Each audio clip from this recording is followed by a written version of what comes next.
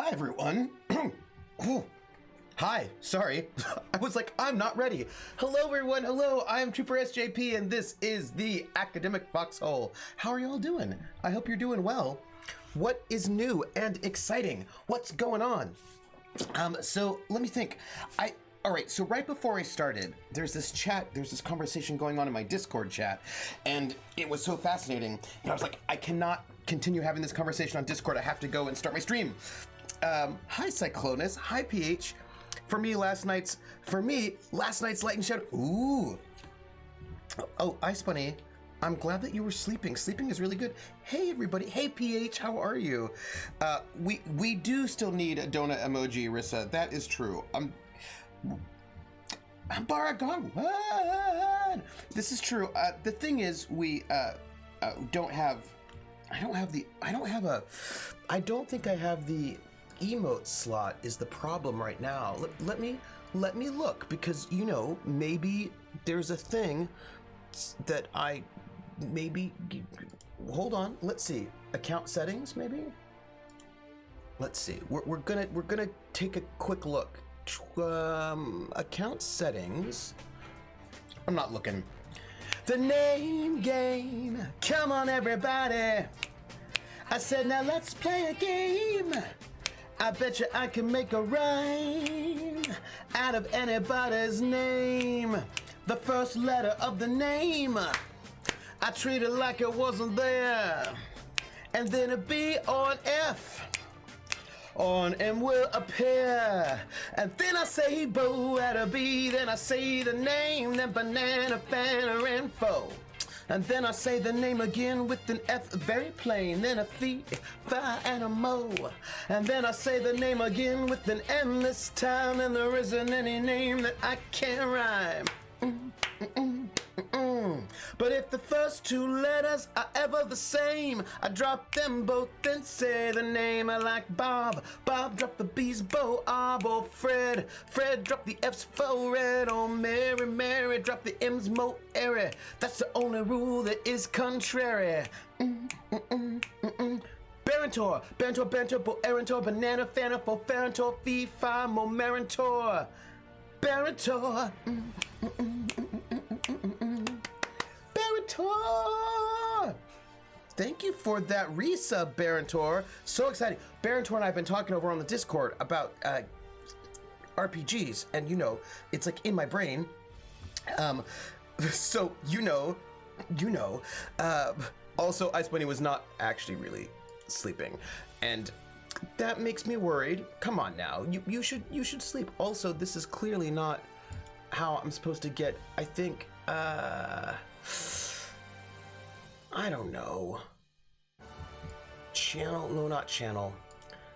I wish I could remember how I did this. There's a way to do it. Barantor! Last night's Light and Shadow was so good. Did they use all their fate points? I lost track. They did not. They actually didn't use all their fate points. They still have, I think they have 3. They used their personal fate points actually quite a lot. But they account settings? No, that's not it. But they have 3 group, and their accounts, their individual fate points do reset. Okay, look, I really feel like, where did I put it? I want to know how close we are. Wait, why do I have a squirrely mode?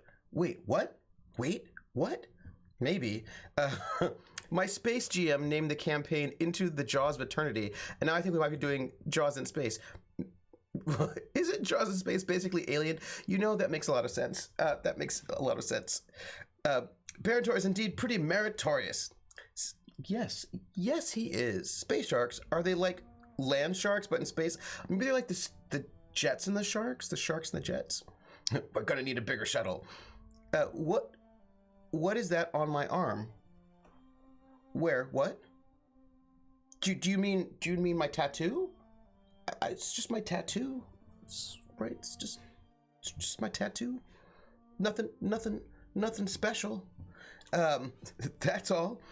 Hey Sal, how are you? Good to see you. Yeah, I need to catch up on Colas and also Facade.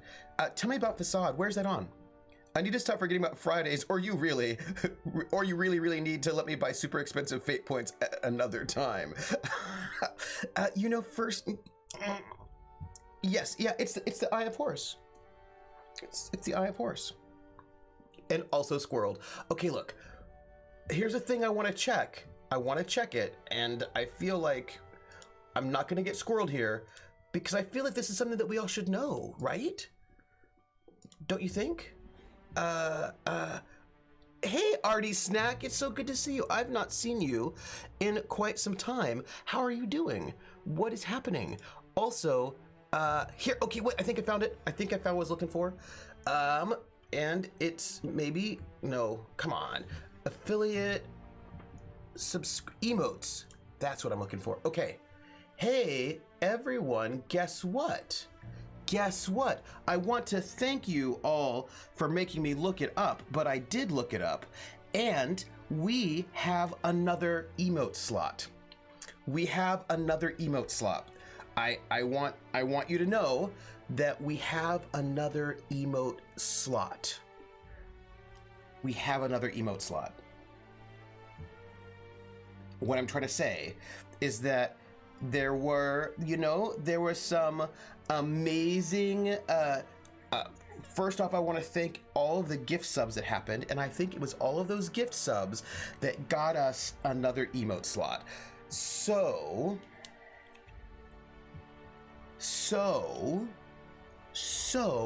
let's just note that for the future that we have, at this moment, we have the possibility of another emote slot, and I think that's always a good thing. Boom. Boom. That's it. Is it a donut emote? Well, we're gonna have to think about this. We're gonna have to think about because I was thinking about all of the emotes that we could use in our lives. Do you know what I mean? There's a lot of emotes we could use in our lives that are needed. To think about it. Artie Snack says, not too badly, just been taking things one day at a time. That's the time of the coronavirus. And working through a few of the games I kickstarted and never got around to playing. You are being productive. Peach is like, a dapper emote? Sal says, either move the squirrel to base level or donuts? Remember, moving things from a higher tier down to the base tier takes a really long time because you have to delete it, wait for that to go through, and then re-upload it and hope that you've waited long enough that the name has become available so you can keep the old name. Yeah, it's a thing. It is a thing. An intellectual donut would be great. Think about some donuts. We need an emote that just says name game, perhaps. Maybe. How fair is the donut business concept? So busy right now. Also, Sal notes the emotes are pretty great, and I love that heart. Emotes are pretty great. Carlin says, I need an alpaca with a little back-a-paca emote because Anna got rid of hers. Why did Anna get rid of her alpaca with a little back-a-paca? Because that was great. I love that. Because of humanity's run on coffee and baked goods. 2 done so far, starting a 3rd today, maybe. Ooh, what have you been playing? What have you been playing? A donut wearing a miter board. We need everything wearing a miter board is what we need. She got rid of it because she doesn't want my sub money anymore. Why? Look, no, actually, no. You and me. So look, there is a conversation going on that is not that if we do it, yeah, we need another emote, clearly. I don't know what it is yet, but we need it. We will get it. Here, where's I'm so sad about the lack of a alpaca with a back-a-paca. But Fell Seal and Battle Chasers Night War are the 2 that I finished, and I quite enjoyed them both. Oh! The name game! Come on, everybody! I said, now let's play a game! I bet you I can make a rhyme out of anybody's name. The first letter of the name, I treat it like it wasn't there. and then a B or an F, or an M will appear. And then I say Bo at a B, then I say the name, then banana, fan, or info. And then I say the name again with an F very plain, then a F, Phi, and a Mo. And then I say the name again with an M this time, and there isn't any name that I can't rhyme. Atomica, Atomica, Atomica, Atomica, banana, fana, for Atomica, Phi, Phi, Mo, Atomica. Atomica. Woo! Thank you for that resub. 10 months, that's a long time. You're old. I'm sorry, I just amuse myself because I'm old. You know, it's just my little joke that I play with myself. I might forget it, but but it makes me happy. Welcome in, Atomica. Sal says, also, I apparently have a Pokeball heart emote. I might, probably from a gift sub somewhere. Ooh, hello, Pokeball emote. That Pokeball emote looks a little dirty, and I don't know why, but it does. Atomica says, Artie Snack, I have Nightmare, but I haven't played it yet. Battle Chasers was such a good comic. I assume that these are video games, yes? Yes? What was that? Speak up, Sonny! I'm going with basically dead to what I assume is actually dead in 3 days. Oh no! Oh no. I feel so old. I did say back in the day I was young. I feel young. What are they like? What are they about? These video games. Tom was like, I'm old. Trooper seems to be in a mood right now, like a good one. You know, look, what am I supposed to do about that? Okay, I have all these things I want to talk to you about before we start the Outer Worlds. So, things I want to talk to you about. A bunch of things. Although, I should probably just have the Outer Worlds on so that I feel like I'm playing the game while I talk about these things. But, so the first thing, wait, Sal says, I turned 32 on Monday, 32, what the fuck, why am I old? First off, Sal, 32 is a wee baby. 32 is young, it's vital, it's fresh. 32 is the new 32. Everybody loves 32. I mean, 32, woo, you know, it's like hip, it's cool. It's not like other people's ages. Okay, look. So about Fate. Ooh, wait, Atomica cheered. What? You know what that means? It does not mean that I use the ball that I use for physical therapy, although this is it, I use that for physical therapy. I also use this little football for physical therapy. Like this. But that's not what this is about. It's actually about this. Is what it's about. Because I'm going to sing We're in the Money, as sung by Ginger Rogers from the film Gold Diggers of 1933, which means I'm singing it in Pig Latin. I'm also singing it through this megaphone, because back in the day, before they had microphones, which, by the way, was fairly recently, we got basically microphones in like 1924, 1925, around then, electric microphones. Although it doesn't start getting widespread until a little bit later. So, but basically, right, mid-20s is where we get microphones. Because, you know, if you listen to recordings from before 1924 or so, like right around then, you'll notice the sound quality may not be as great as you're expecting. That's because they were recording those things without electricity or microphones, right? If you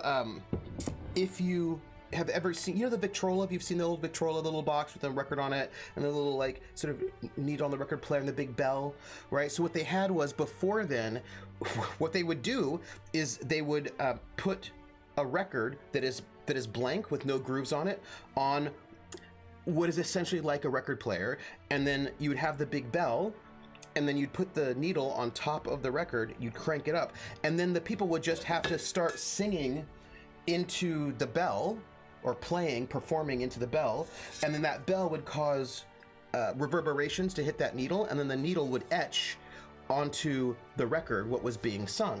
So the only way you could record was if you had a loud enough voice and an instrument that was loud enough to be able to sort of make the microphone reverberate, and then you would record one song, right? You would play once and then you would get one copy. So if a person sold 500 copies of a song, they performed that song 500 times into a bell.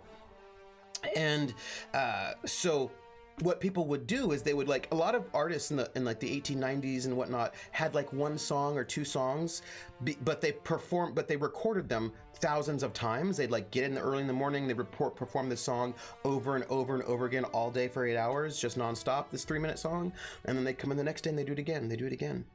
And as a matter of fact, it got to the point where people they worked it out so that you could then start like have like 10 of these sort of record recorders in the room at the same time, so that you could then record 10 at a time, so that was better.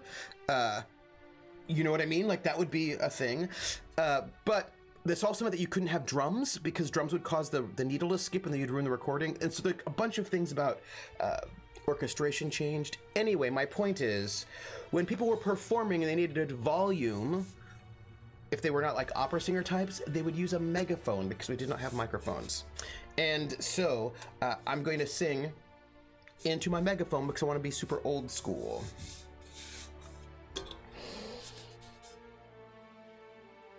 Airway and hey, the anime.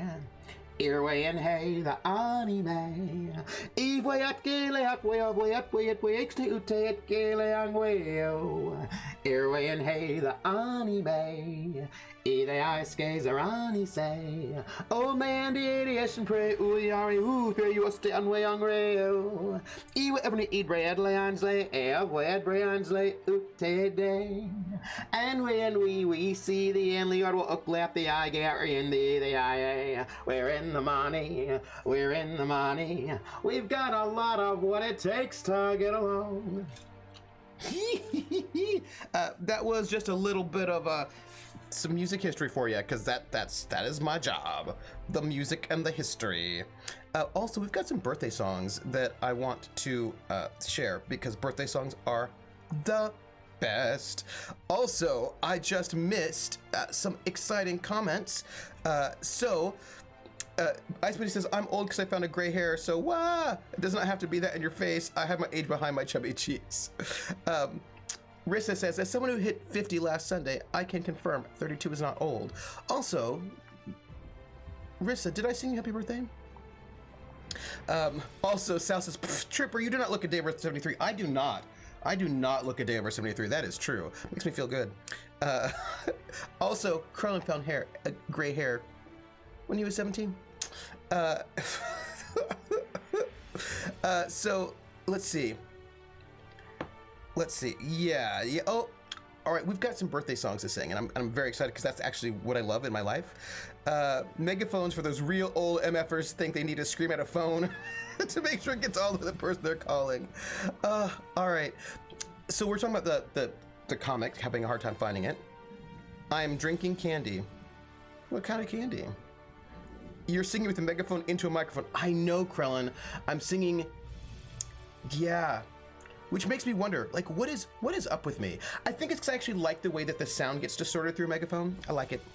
Are we going to ignore the wonderful etymology inherent in mega and microphones? No, we are not. We're gonna be in it and love it. Maybe I am using a metaphone. Maybe I am. Yes. Fat face is no age. That's not true. I have seen people with fat faces who look wonderfully mature for their age. Void Smoker wants a gigaphone, but we live in fear of the nanophone. But it's true. Bald men always look younger. It is fair. All right. Patrick Stewart hasn't. Well, that's true. Patrick Stewart has not aged in at least 20 years. All right, look. There are birthday songs to be sung. Both Barontor and Rissa have had birthdays, and they're gonna get my.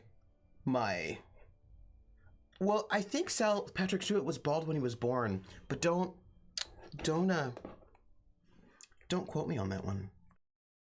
Don't quote me. So, okay. Happy birthday to you. Hey, happy birthday to you. Yeah. Happy birthday, dear Rissa and Barentor. You both are beautiful babes. Don't go changing, I mean that. Really. Also, I'll be here all week. Try the fish. Happy birthday to you and many more.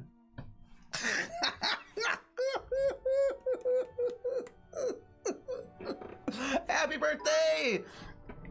You know, I appreciate you all having birthdays so that I have an excuse to sing as if I were a lounge singer, because that makes me really happy. Happy birthday. Happy birthday. Yeah. Well, he does have some hair in Dune, but he doesn't have all his hair in Dune. That's all I'm saying. That is all I'm saying. Sal says, thank you for reminding me not to mention my birthday until months after the fact, Trooper. Sal, why would you rob me why would you rob me of the opportunity to sing happy birthday to you, full of love and joy and lounge singingness? I mean, if you tell me when it's your birthday, I can sing it and remind people to tip their wait staff. Come on. Come on. Don't wish people more birthdays. Birthdays are the worst. According to an interview with We Are Bald, Patrick Stewart began losing hairs at 19 and lost all of it by the time he was 20. Whoa! Good for him. Wait.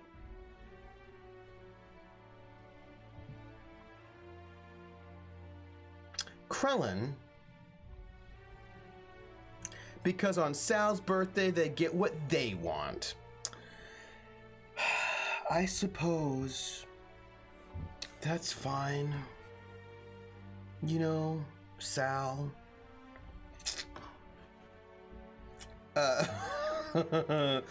Sal's birthday is May the 18th. Wait, is it really?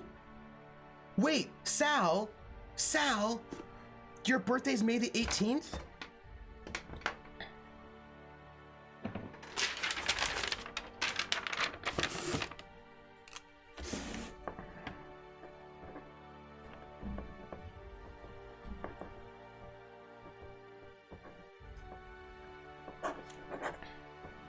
Uh-huh. I see. Interesting. Sal, I have a question for you. I just have a question. Are you gonna be on stream are you gonna be visiting me on Thursday? I'm just asking for no reason if you're going to be in chat on Thursday. You don't have to be on chat on Thursday. I'm just curious if you will be. Also, I'm so excited you're having your birthday, Sal. That's so cool. Yay! Happy early birthday, says PH, and I second those thoughts. And I just want to sing you happy birthday. Volus Dude says, I have a theory that people don't lose hair. It just migrates to those ears and nose. And I think that's true. That is true. Yeah, that's true. My birthday was April 13th. Levi.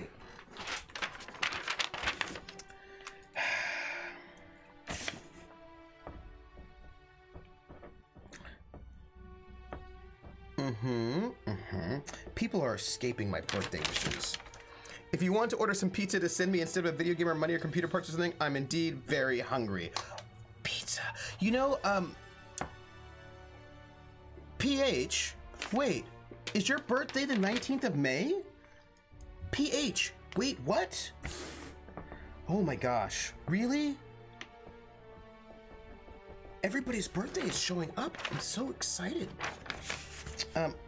I'm just writing a couple birthdays down for no reason. Because, you know, I'm just writing it down.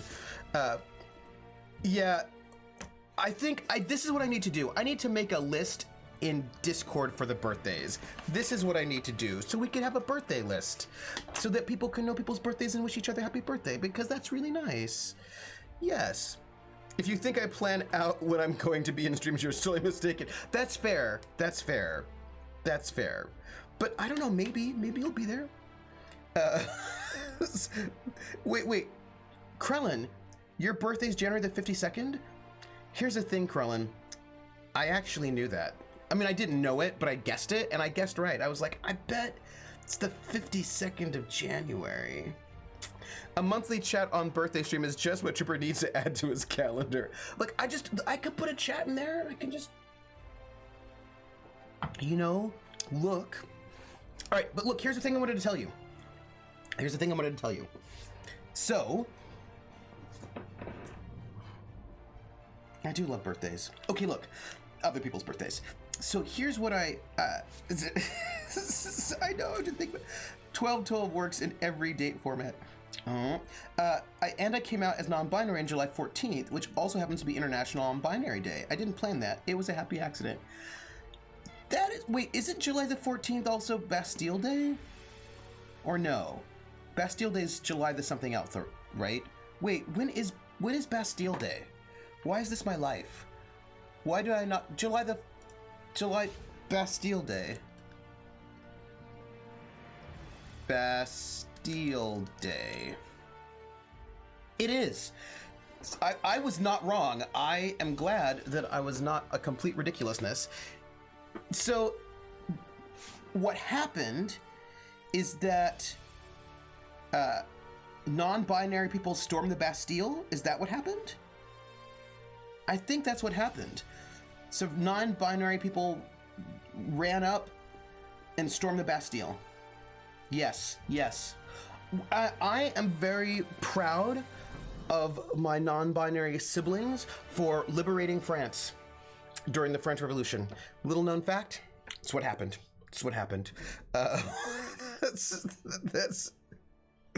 I think it was just picked because it landed between Women's Day and Men's Day. No, it was picked because non-binary people were at the forefront of the French Revolution and saved France. Clearly, it's all in Les Miserables. It's all in there. PH is like, that's how I remember it. Krella says the French Revolution was because Marie Antoinette would not recognize the singular they. This is what happened. Look, I want to tell you something about fate. And so I'm going to put I just want you to know that I'm now putting on this game as a way to stop distracting myself from the things I want to tell you that are distractions from the games. I want you to know it. And I realize that doesn't make any sense. When Marie Antoinette said, let them eat cake, she was referring to non-binary folks. That's exactly what happened. Liberté, fraternité, gayness. Is that part of the Light and Shadows prehistory? Yes, it is. Okay, speaking of which, so I wanted to tell you something about fate and rules. Fate rules. So here's a thing about fate that I think is that. So I'm doing a house. I'm doing a homebrew. I flipped a switch. I'm doing a rule that is not a rule, but is a rule the way that I play or the way that I GM fate. And just because it's the thing that I'm doing, and I wanted to tell you what it is that I'm doing. So, Fate has, if you don't know, has 4 moves. There are 4 actions you can take in Fate, in the base Fate core games. Peach says, I enjoy when people use their bad quality things in Fate as a positive. Me too. I love that. Is that root beer you're drinking? No, it is not. It is cream soda. I'm drinking cream soda. Whoop. Whoop. Cream soda. Wow. Cream soda. Because cream soda is kind of exciting, a little fancy because you don't normally get it. The secret 5th move in Fate is to flip over the table and storm out. So, oh yeah, we're in this place right now. Yes. I'm drinking ginger beer. Ooh, I love a good spicy ginger beer. Yes.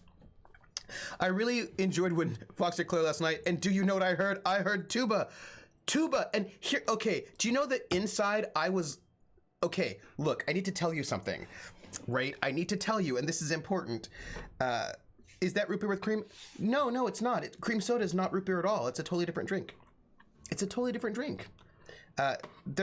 Root beer is root beer. Cream soda is cream soda.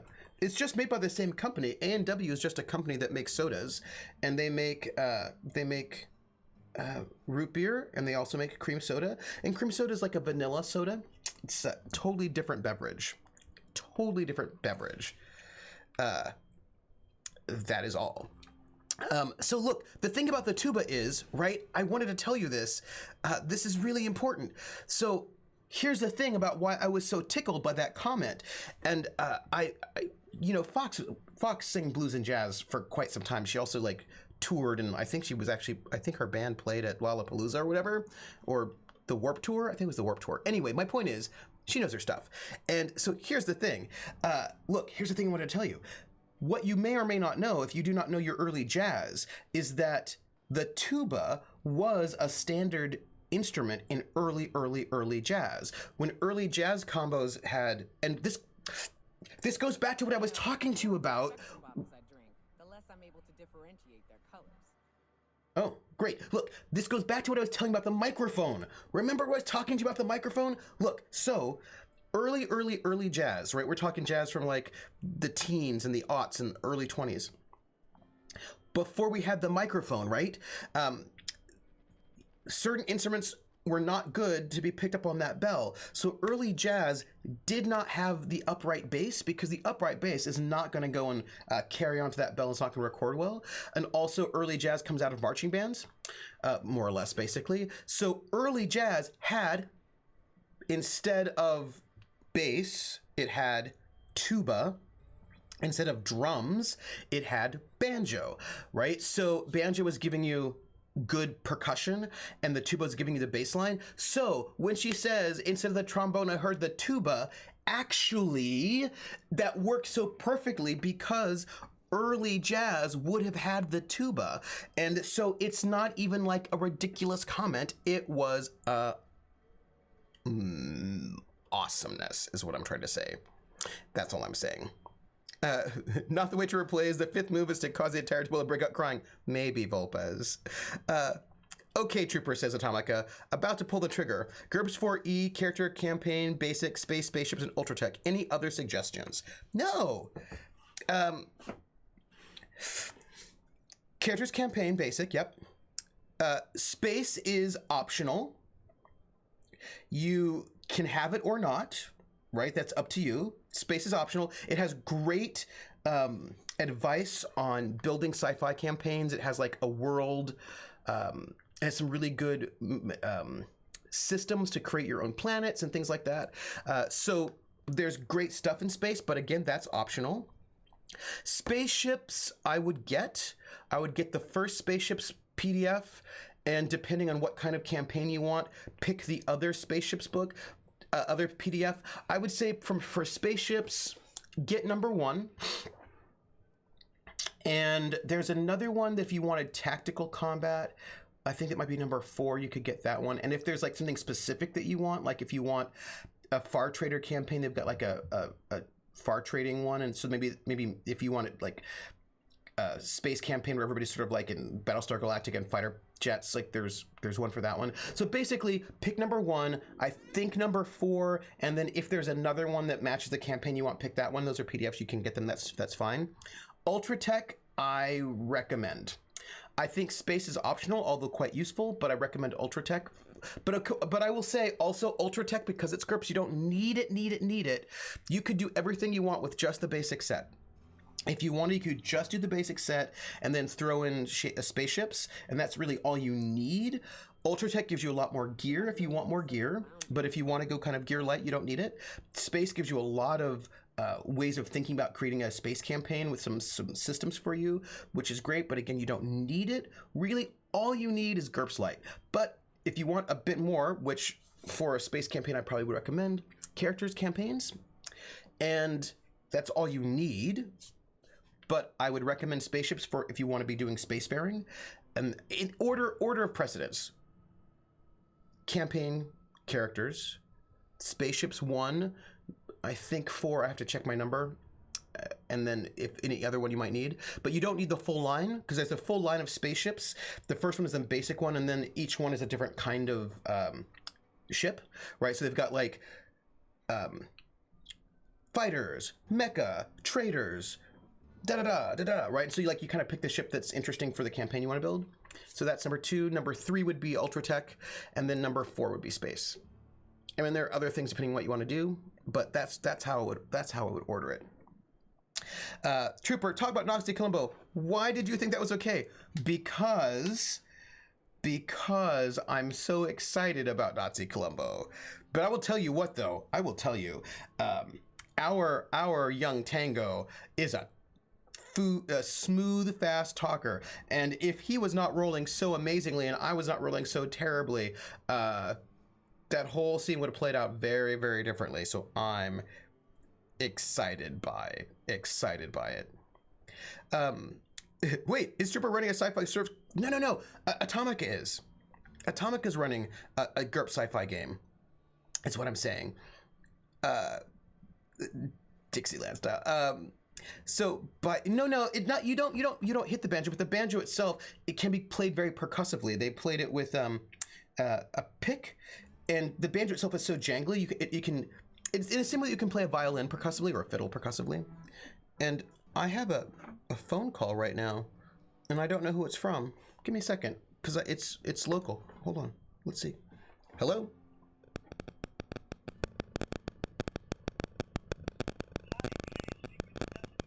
This is he?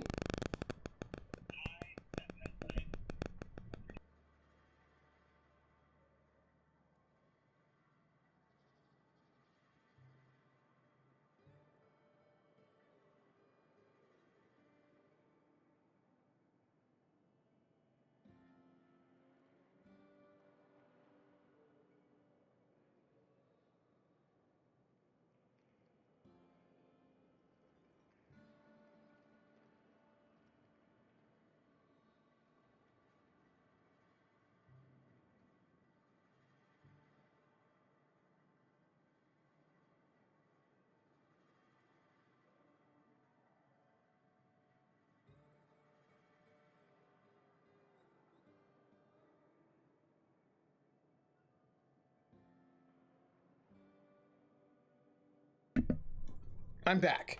Sorry about that. Here's the thing. I never get local calls. And I was like, well, I'm getting a phone call from somebody and I don't know who it is. And it's a local call, so it might be important, right? So it was like, let me answer the phone.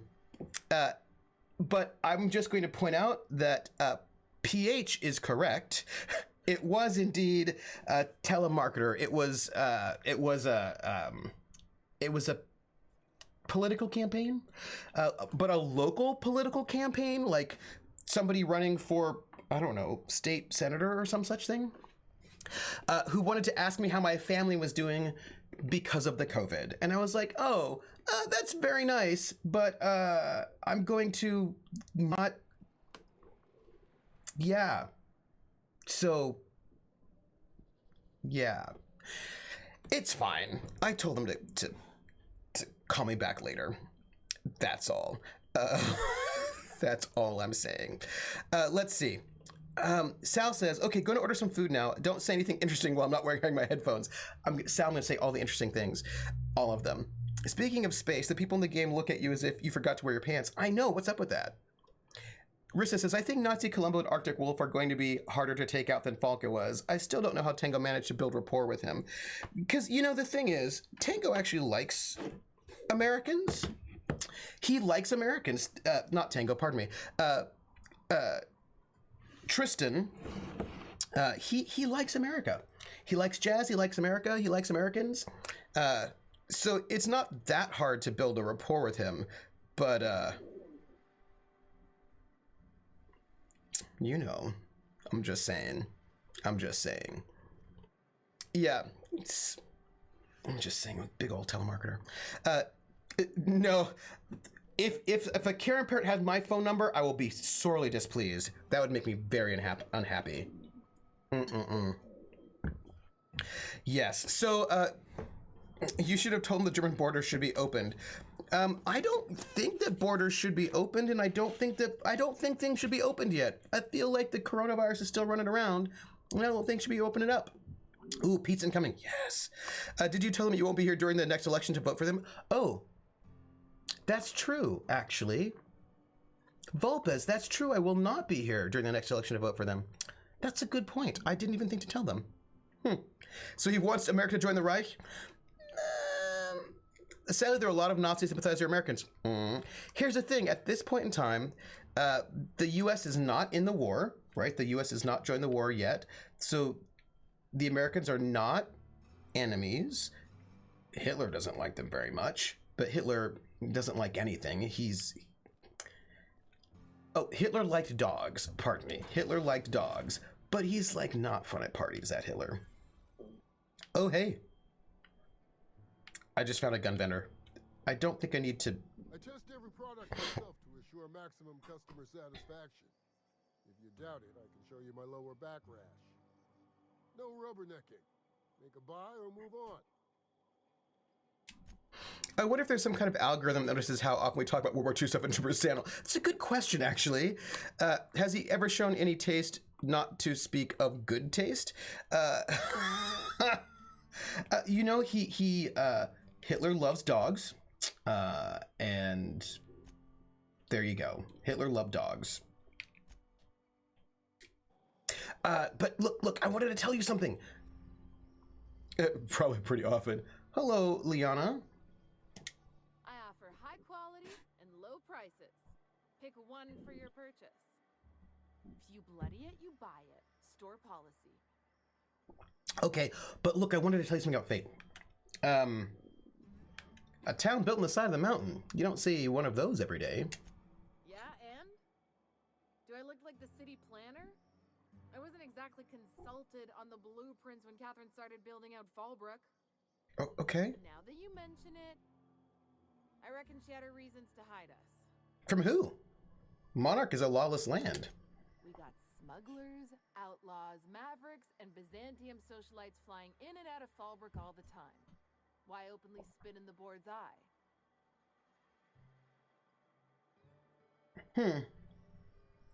Atomic says, unfortunately, some people think all Americans are Nazis. I got called a fascist American last month by someone I thought I was a friend. That was funny. Yeah. The problem is that we're in a space where people are painting with really broad brushes, right? We're in a moment where it's like, yeah, all Americans are Nazis. All men are trash. All X are Y. All Z are Q. All A are B.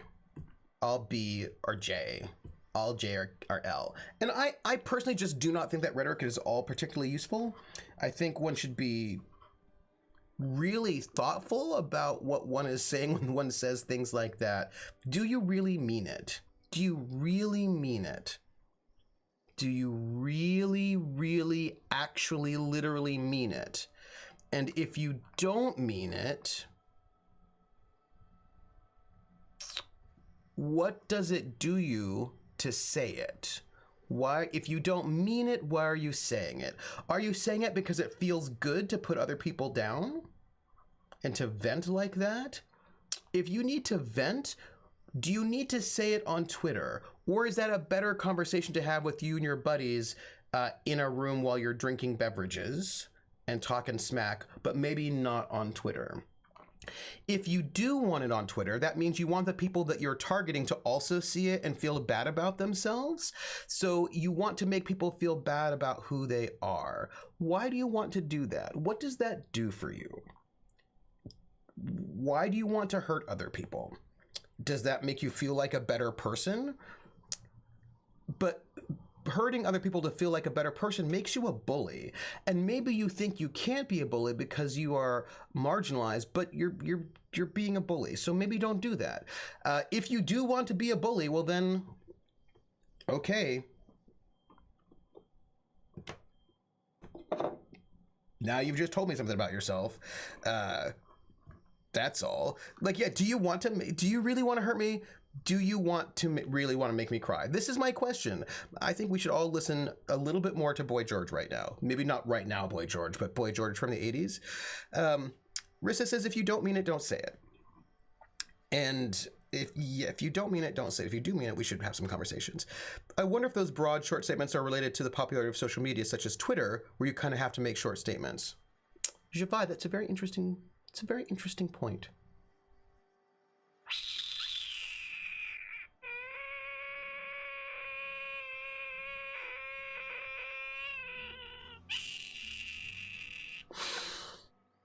Javai, Javai. That's a fascinating. See, here's the thing. I want to say yes and to that. I mean, I don't know. I'm imagining there are a lot of things. I think it's probably not only that social media, Twitter makes short statements, but also I think it's not just that. I think it's also probably because Twitter's about likes and retweets, and that's where the cultural capital comes in. So saying sort of outrageous statements gets you more likes and makes it a little bit more controversial. So I think it's probably like a combination of that. Twitter is about shortness, but also that it is a platform that's based on likes and retweets and engagements. And so short, pithy things are work better than other things. PHs, just include qualifiers in your blanket statements, people. Yep, just include qualifiers in your statements, but then also really think about them. The worst part is that it was someone I supported, and I don't think giving money gives me some sort of immunity, but generally it's a bad idea to call your cash flow fascist, says Atomica. Unless you're in that kind of relationship. You know, I'm just saying, like, some people are into that. They're like, call me fascist. I'll give you some money. Call me fascist. Ooh. I'm not making light of your situation. But yeah, Atomica, I'm sorry you had that situation. And it's, I think,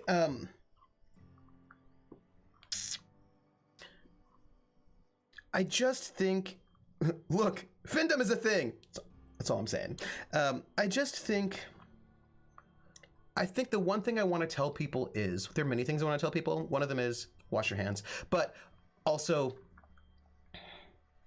putting down other people in a, like, stereotyping other people and putting them down and harming them doesn't make you great. Even if the people you're putting down are people that you don't like.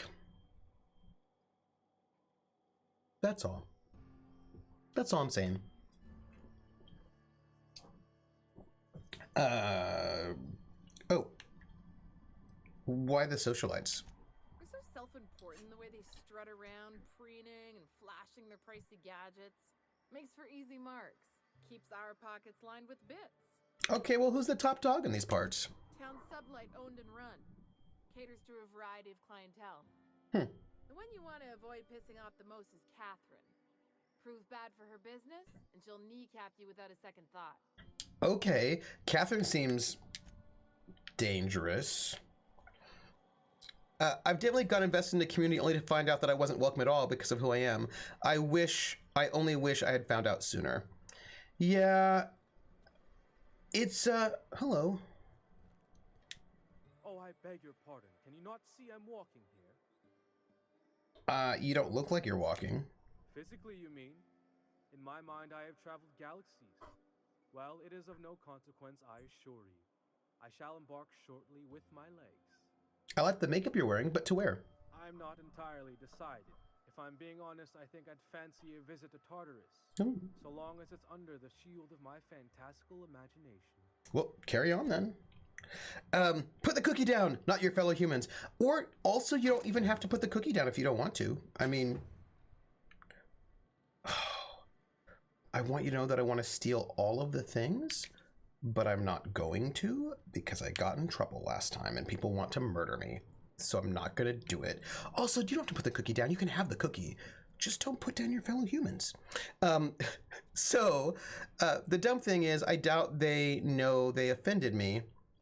I just sort of haven't gone back to their channel. We're still in the same Twitch circles. It just feels awkward, and I feel stupid for not saying anything, but I also don't feel like getting into an argument. Yeah, no, I am. Yeah.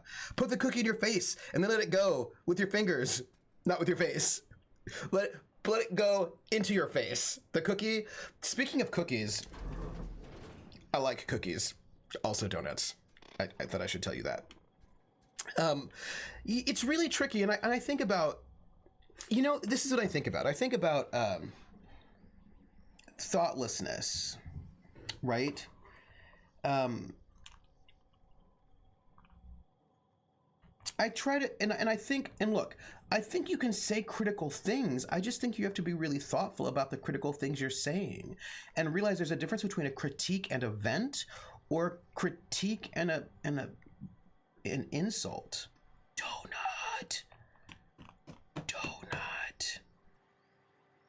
Yeah, I don't know. And sometimes I think maybe what you need is therapy to work through your trauma rather than harming people on the internet. Sometimes that's what I think. Because, also these are post-it notes. Interesting. That's all I'm saying. Hello, insurance agent. Welcome to the offices of the Greater Halcyon Insurance Group, Halcyon's premier provider of life and disaster-related insurance. I'm obligated to inform you that our coverage does not extend to incidents deemed to result from negligence, criminal activity, or dullness of mind. Scabbynack just gave us a quote that I'm going to put into Learned because I like it. So, Scabbynack, do you want me to add this under Scabbynack or under Levi? Which name would you like better on our quote? Because I really want to know. Because I will put either one, but we're adding this quote. I'll put Scabbynack because that's the name you used to say it. Scabbynack 2020. Here, we've got a new quote, and this quote is real. That's all I'm gonna say. Because the quote is, venting on the internet isn't therapy, but it doesn't stop folks from trying, unfortunately. Javai says, also be aware that criticism isn't relevant in all contexts and situations. Rissa says, I don't hang out in a lot of virtual spaces because of some early bad experiences. It makes me really appreciate Trooper SJP and the Foxhole as a community. Thank you. I do try to have a place where we can, because the thing that's important to me is that I really want a community where we can be critical. I mean that in a positive way, not only a negative way, that we can dig into things and think about them. And for example, her hair is amazing. I will give this game props yet again for having amazing hair. They do such a good job with hair, right? The texture is so interesting. It has the hair is so good in this game. That's all I'm gonna say. That we can dig into things and analyze it and really sort of be thoughtful about it, but that we're not mean to people. That's, you know what I mean? That's all. Sal says, but I can self-harm on the internet? That's okay, right? I can put myself down, right? That's okay. It's not okay, Sal. Sal said it before I did. Her hair is amazing, right? Hair is amazing. Yeah,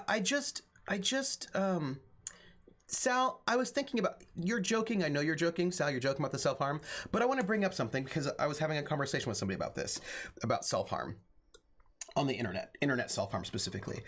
And, they were engaging in self-harm. They did not realize it, but they were. And I was like, you need to knock it off. And I will tell you what they were doing because I think it's important. By the way, was that added? I don't think it was added. I feel like it add quote, right? Right? No? Did that actually add?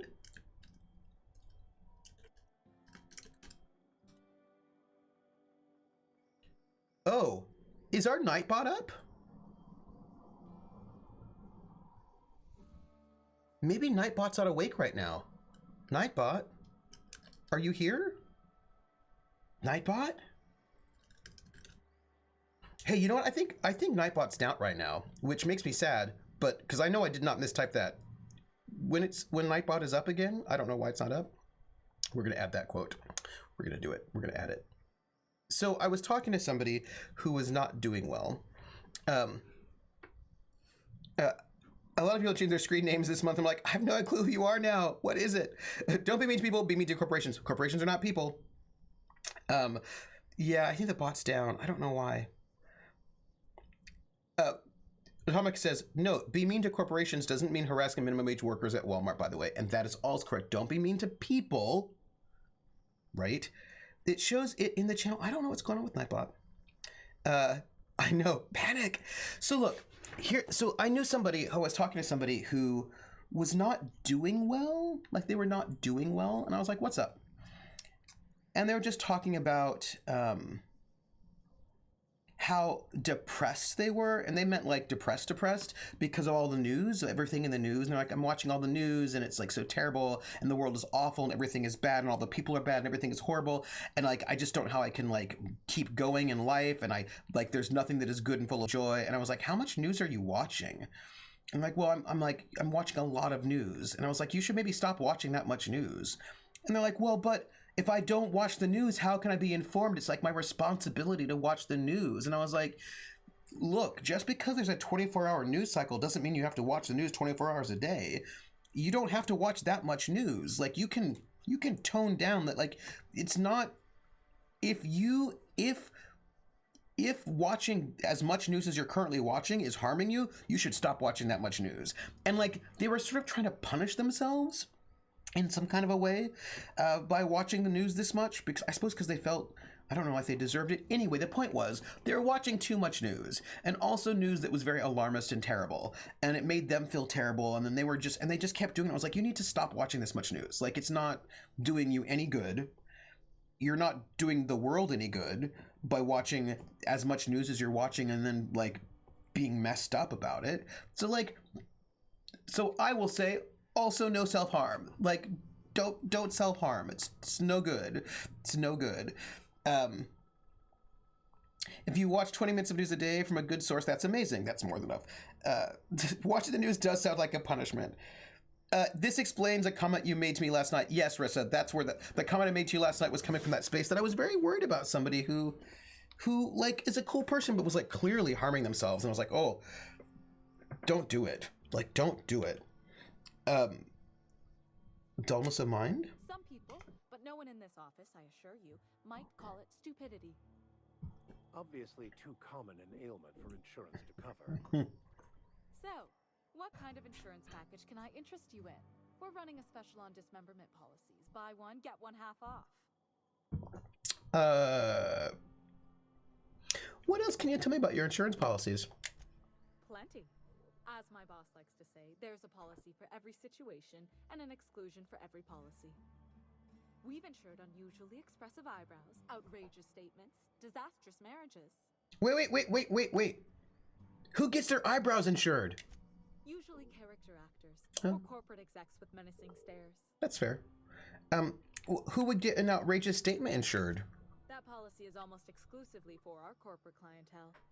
In the unlikely event they make a claim about a product that turns out to be less than accurate, they need some kind of protection against the damage to their sales and reputation. But what about disastrous marriages? Those are mostly for top-rungers in Byzantium who have a lot of social and financial capital wrapped up in their marriage contracts. There's one for your beloved eloping with your sibling, your beloved eloping with their sibling, scandalous rumors forcing you apart, the revelation of a secret love child. We try to cover every possible hazard to domestic bliss. Well, that's all I need to know about that. Except that One thing's for sure, you won't find better policy protection against sudden lunar implosions anywhere in Halcyon. Right, but why is your office on Monarch? We're not on Monarch. For all practical and tax-related purposes, this office is an official enclave of Byzantium. Huh. Why? Legally speaking, corporations are not allowed to operate on Monarch. But financially speaking, there are certain costs to running a business from within Byzantium's walls. So while our official address is in the city, and while our office here is technically an extension of that address, we found it more expedient to conduct our key operations here. So we can, what's the phrase? Pass savings to the consumer, of course. Huh. So you're dodging the authorities. We prefer to think of it as chasing the savings. Turns out that not having to pay kickbacks, fines, and rent in the most expensive city in Halcyon improves our liquidity. Plus, Sublight keeps this place running remarkably well, and they sure drive business our direction. Well, that's all for now. Thank you. PH says, my best friend doesn't watch enough news. He had no idea the US was doing badly with the virus because his two brothers in the US who both live in Chicago and are Republicans hadn't mentioned it. Yeah, and I think it's just a sort of delicate balance of, hello, Mechanical Sentry, of being informed but not traumatized. And I think that for everybody, you have to figure out, oh, there's a little pyramid. Nice. You have to figure out where that balance lies for you. right? Where, but I was thinking about informed, right? I think the other thing, oh, we're going to pick this lock. Just so you know it, we're going to pick this lock.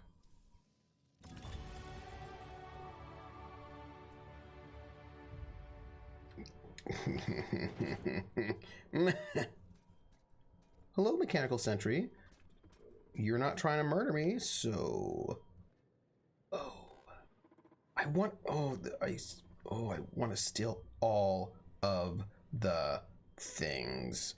But the last time I stole all the things, people wanted to murder me, which seems really extreme. That's all. Atomic says, a quote I love, "It's good the news is bad. This means these events are still news. Where events are so commonplace that they are no longer news is when it becomes an issue." Oh, that's a good quote. That is a good quote. We can't operate here, so we made a loophole so that here isn't here anymore. Hello, Fort Losanto. How are you? The U.S. isn't doing that badly with the coronavirus. New York is doing very poorly. Well, most other states responded quickly and effectively. New York sat on their hands waiting for federal action for a couple weeks too long. Well, Krillin, that doesn't seem to be true because the curve in a lot of other states, especially in the South, is not great. So while I think like Montana's doing well, Florida is not doing well.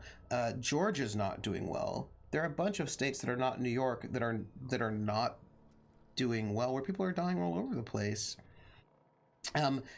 I just saw a really good map about the cases, corona cases, and it is true that there are a number of sort of especially less populated states where there are not that many cases, but there are places outside of New York that are not doing well at all, and where, you know, it's as you know, heck, I'm in Massachusetts, and Massachusetts is not doing well, and St. Louis is not doing well. Like, there are a lot of places that are doing poorly.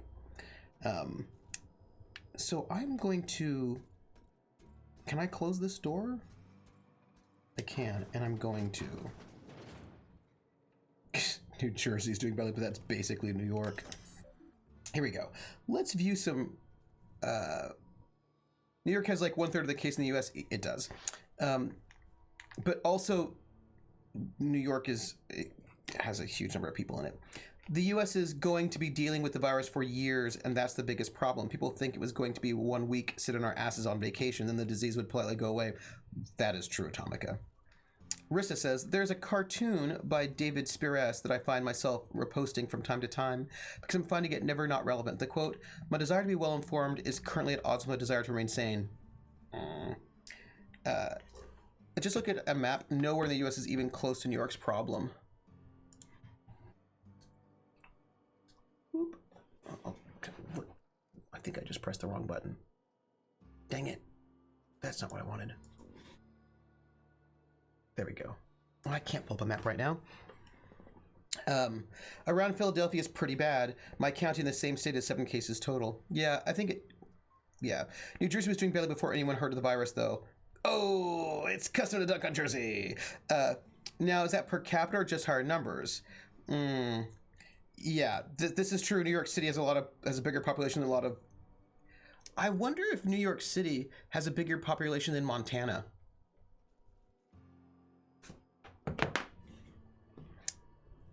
Here, Wyoming, we're doing pretty well. There are cases, but it's nowhere near overwhelming the system. That's the key. When the healthcare system gets overwhelmed, people start dying a lot more. Yeah, and it's also really bad in nursing homes, prisons, and also in a lot of places. I've been reading about the way in which it's really badly hitting Navajo country, and a lot of Native American reservations are being really hit hard by the coronavirus because they don't have infrastructure. Yeah. New York City has a bigger population than like half of the U.S. states. Right. It's not that they waited for help, it's that there were some big outbreaks early on which spread quickly because of how on top of each other they are. Yeah. Large populations aren't everything. Cough India, cough China. Although China was not doing well in the beginning. Let's look at these records. That's amazing. So Ahmed Birtwhistle. Claim, Loss of gentlemanly honor and good name. Oh, well, that's interesting. New York City, 8 mil. Montana, 1 mil. China recovered pretty quickly because China recovered pretty quickly, PH, because they don't mind martial law, right? Like, they will curtail liberties in a way that I don't actually think is legal in the US, and is certainly not legal because of the ways that our states have a lot of legal autonomy, right? And Krillin points out that China already knew what they were doing because they were hit by SARS, which is also true. And that's the thing, right? That we're a federalist country, which means the federal government does not have a lot of power to do things, right? Like the federal government cannot make states shut down if they don't want to. And we can't just pick people up and force them to go into quarantine in hospitals. Like, there's just a lot of things we can't do because that's not how our system works. And so those things, I mean, right now, we have people who are protesting with guns at capitals in Michigan and going to beaches and like licking each other's faces because they want to show that the government can't stop them from doing so. And that is also sort of true, right? So like we do not have the same system as many countries do, and that's just a thing, you know? Had the US's pandemic response even been remotely competent, we'd be done with this by now. I don't know. Canada's not doing well, and they have a sort of a different... India is getting hit bad with 20,000 cases reported. Ooh, Vulpas. Ooh. The good part about that is we all have a lot of data about different approaches coming out on the end on this. That's true. The bad part is no official people will think about using that data. Rissa says, the fact that the former administration left a handbook for the current administration that was completely ignored hasn't helped. Also true. Atomic says, yeah, if a bunch of Chinese guys in tactical gear went to an official building in China to protest, no one would know their names in a week. Sal says, this virus is communicable before people are symptomatic. Maybe we should fucking test everyone instead of just people showing symptoms. We don't have the tests. I mean, that's like we can't test everyone because we don't have the tests. Like, we don't have the tests. So I don't even think now we have them, right? Yeah, we don't have the testing ability. Sounds like we could, but we don't because governmental reasons, and that people. We could have the tests. That would involve different priorities on the part of our government right now. Ice Bunny says, is that not Darwinism? Well, the problem with Darwinism, first off, that's not what Darwinism says. It's not what Darwinism is not about. But that sort of take, the Darwinism take, is that basically that people who are not smart deserve to die, which is A, not cool, right? That's not cool. But B, those people are going to get their children infected, their neighbors infected, their grandparents infected, and they're not going to just die on their own, which would still be a problem because people should not be dying in the streets, but also they're going to infect a lot of other people. This is a highly communicable disease. It's not like, just saying. But the administration decided to make their own instead of using the, And the quick test is shown to be faulty, too many false negatives. This is true. But if New York City proper, not counting suburbs, was a state, it would be the 13th largest. That is so interesting, Krellin. We could, but we don't because politics. Are they pushing to stop testing to lower the number of reported cases? Yes, they are, Atomica.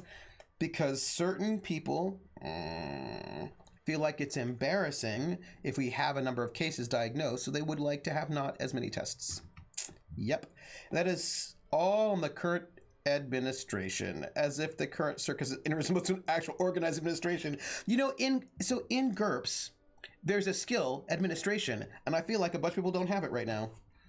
Didn't NYC actually have a bill, which obviously failed in 2006, to try and secede from the U.S., go through the system?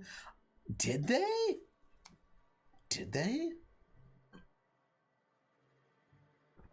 I can't imagine. I've not heard of any secession. I mean, I've heard of...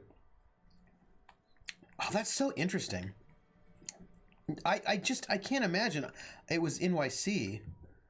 I mean, that sounds like a California thing or a Texas thing, much less than a New York City thing. But I don't know, maybe. I entered into a gentleman's wager with several chaps at Billingsley regarding the nature and composition of the spacious choice product, tarmac and cheese. I was quite certain the product did contain actual tarmac. My companions wagered that it surely did not. Lo and behold, investigation into the matter revealed that I had been the victim of a gross misunderstanding. Yet, how was I to know what manner of fair, common factory workers eat? And how could Space's Choice be so irresponsible as to advertise that its product contains tarmac when it clearly does not? The damage to my reputation has been most grievous. I find myself unable to return to my previous haunts for fear of the stares and chuckles that will follow. My honor as a gentleman has been called into question, as has the nature of my relationship with livestock. Resolution? Denied. Improper form work. Claimant forgot to say the magic word. Okay. Oh, it is this kind of insurance company. It is this kind of insurance company. I feel certain politicians dumped all their skill points into performance and then somehow got elected. You know, I'm just saying, I feel like... Oh, 2003, it was specifically secede from New York itself and become its own state. That makes more sense. People wanting to secede and become their own states, that makes more... That comes up all the time. Popularity contest decided by mob might not be a reliable way to ensure competent leadership. Oh, you know, it's interesting because, of course it's that kind of insurance company. Par for the course in Halcyon, yes. It's interesting because I was just reading or watching, I was engaging with some sort of media, I don't remember if it was written or spoken, about how, maybe it was Ollie Thorne, about how the president isn't necessarily supposed to be an administrator. That's not necessarily their job, right? That actually having large groups of people elect a president actually does give you what the point of the president for, which is not to be a competent administrator, but it's basically be a kind of a figurehead who inspires people, right? So that it was interesting. It was the idea that that we might be thinking about it slightly differently. Performance is being generous, deceive is more likely. And then also Tomika notes that except the mob didn't decide, he lost the popular vote. And also, I actually also... Somebody's watching me, and I have no privacy. Whoa, I always feel that somebody's watching me. Tell me, is it just a dream? Entity279, thank you for the follow. Welcome in. We're playing the Outer Worlds, and we're talking about the world. And Volpa says that's why some countries have both a president and a prime minister. This is true. And of course, we have not separated those two positions. Like some people have a president and a prime minister, or a prime minister and a monarch, and we just have one. So the U.S. president somehow has to both function as the monarch and the prime minister, the president and the prime minister. So it's a little bit, right? This is one of the complicatedness about our system. I get tired of the popular vote thing being brought up, but no one mentioning that the popular vote inequality was entirely the state of California. Explain that. Explain.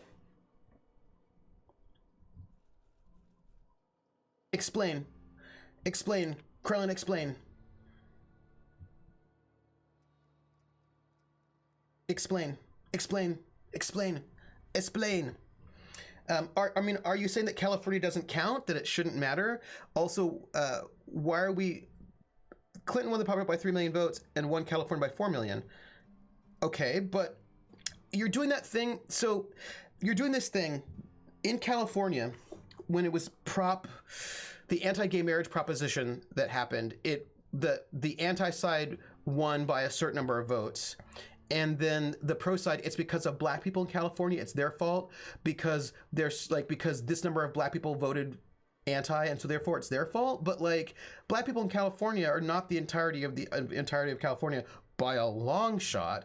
Why aren't we blaming the white people who voted anti? But they wanted to blame the black people, and I feel like I could also get Clinton winning 4 million by pulling together a bunch of southern states or whatever. You know what I mean? Like, or wherever other places. So I think that I feel like it's a false equivalency to sort of basically say, well, she won California by 4 million, so therefore it's California's fault. Like, I think it's strange. Like, are we saying that California votes don't matter? Are we saying that California shouldn't matter? And also, why are we counting the 4 million from California and not counting the vote she got from New York and some other places, right? Like, I'm not certain what function it does to do it that way. Clearly, the votes of the people in the heartland count. Those are the real Americans. They're the real Americans. And by our talk today, you can blame NYC. I'll be honest, I have my feelings about the next election, but that aside, the historian in me is sitting by the train tracks to watch the inevitable crash regardless of who wins. It's a question. No, I'm saying pushing the popular vote is trying to boost California even higher than already... Oh, Krellin. Yeah, okay. We're going to have to disagree on this one because, generally speaking, do you think Republicans care about California at all? They don't. They don't care about California. They don't think they're going to win it, so they don't campaign there. And if a Republican is elected president, they don't, like, generally speaking, people don't care about California or Texas or Hawaii or Alaska. They only care about swing states. California, like all the states where people that have winner take all electoral votes and that are pretty solidly in one camp, people don't care about them because they're not going to win you the election. They're in the bag, as it were. People care about Florida. People care about Ohio, right? They care about So people care about you, Krellin. They don't care about California because but no one cares about it because we're a small swing state. People spend their time paying attention to the swing states. They don't pay attention to California. How often did Republican candidates campaign in California or Democratic candidates campaign in Alaska? Doesn't happen, right? They care more about swing states, a small swing state than a non-swing state. Swing states and states in which they vote first in primaries. Yep. Hello, Magneto. Good day. I forgot to say this the other day, but I absolutely love your performance in A State of Affairs. It's not normally my type of show, but holy moly, it was incredible. Thank you, Magneto. I enjoy sort of new and exciting games like that. I didn't even get to vote. I imagine you are you registered as an independent? Krellin, are you registered as an independent? Or are you a registered libertarian independent? You don't have to. Your primary's in June.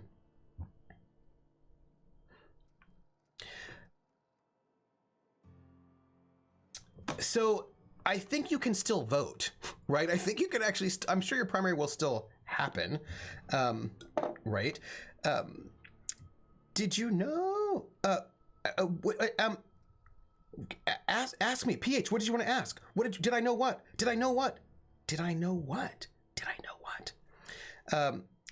It was a foregone. Yeah, that was the case for California too for a long time because we were also a late primary state. So very often, by the time it got to California, the primaries were decided as well. I mean, Bonsai was playing a trans person. I don't think Bonsai even knew until Bonsai was in the moment and it became the light bulb moment.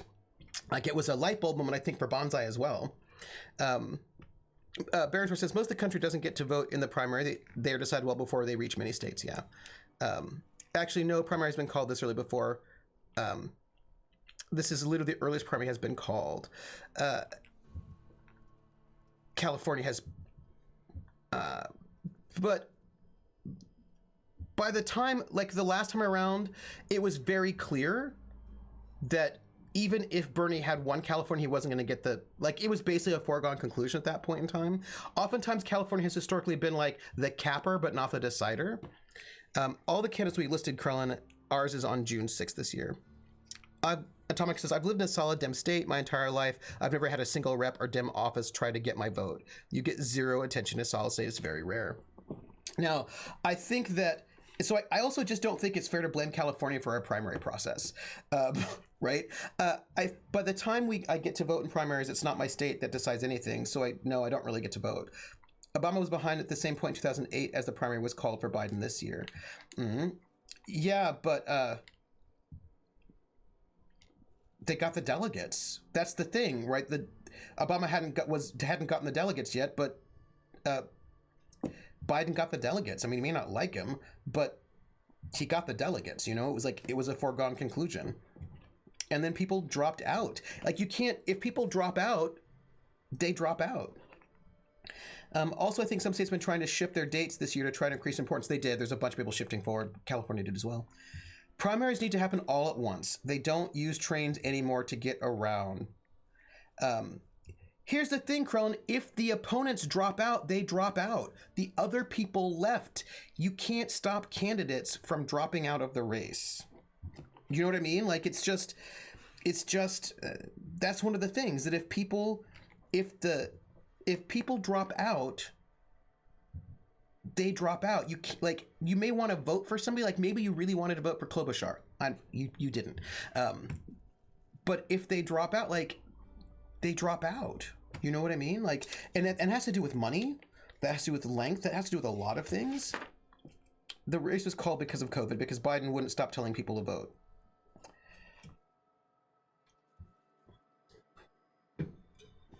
That's why Bernie dropped out.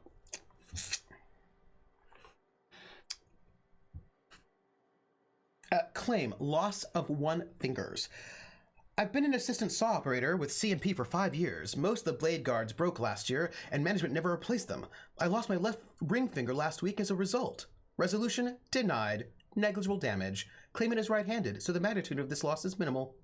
Updated claim, loss of 3 fingers. The saw is working on came loose yesterday an account of CMP skipping routine maintenance checks. The accident took 2 fingers from my right hand and another from my left. Resolution denied. Self-disqualification. Claimant was missing a finger from a previous incident and should not have been operating sharp machinery. Updated claim, loss of 4 fingers. The shift resolution denied. Claim unintelligible. Oh my gosh. I need to get back in there. File on behalf of C&P. Allseas already decided not to claim all the delegates so that Bernie still gets a representation. I forgot the exact details, but he didn't take all the delegates from Bernie for a reason. Yeah, I know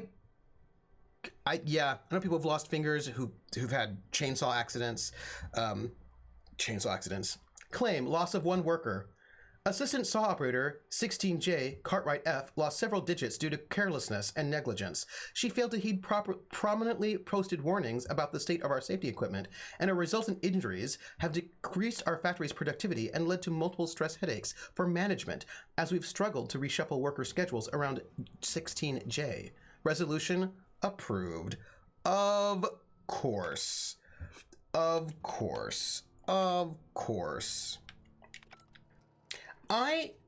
In case you were wondering, I do not plan on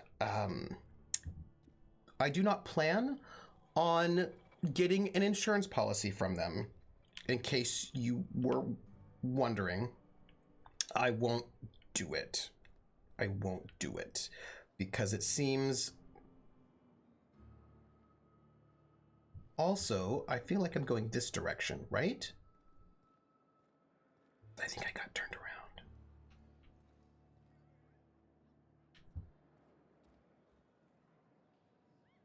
Oh, yeah. So let me make sure. Hold on. Let me look at my map. That was not my map. I saw a cheerleader lose a few fingers to a circle grinder in a shop class. Oh my gosh. I turned it off and the stone was still spinning. She asked if you could stop it with your hand. I said no. So she grabbed it. Oh my gosh. Atomica. Oh my gosh. Oh wow. also I'm facing the wrong direction. That's wow.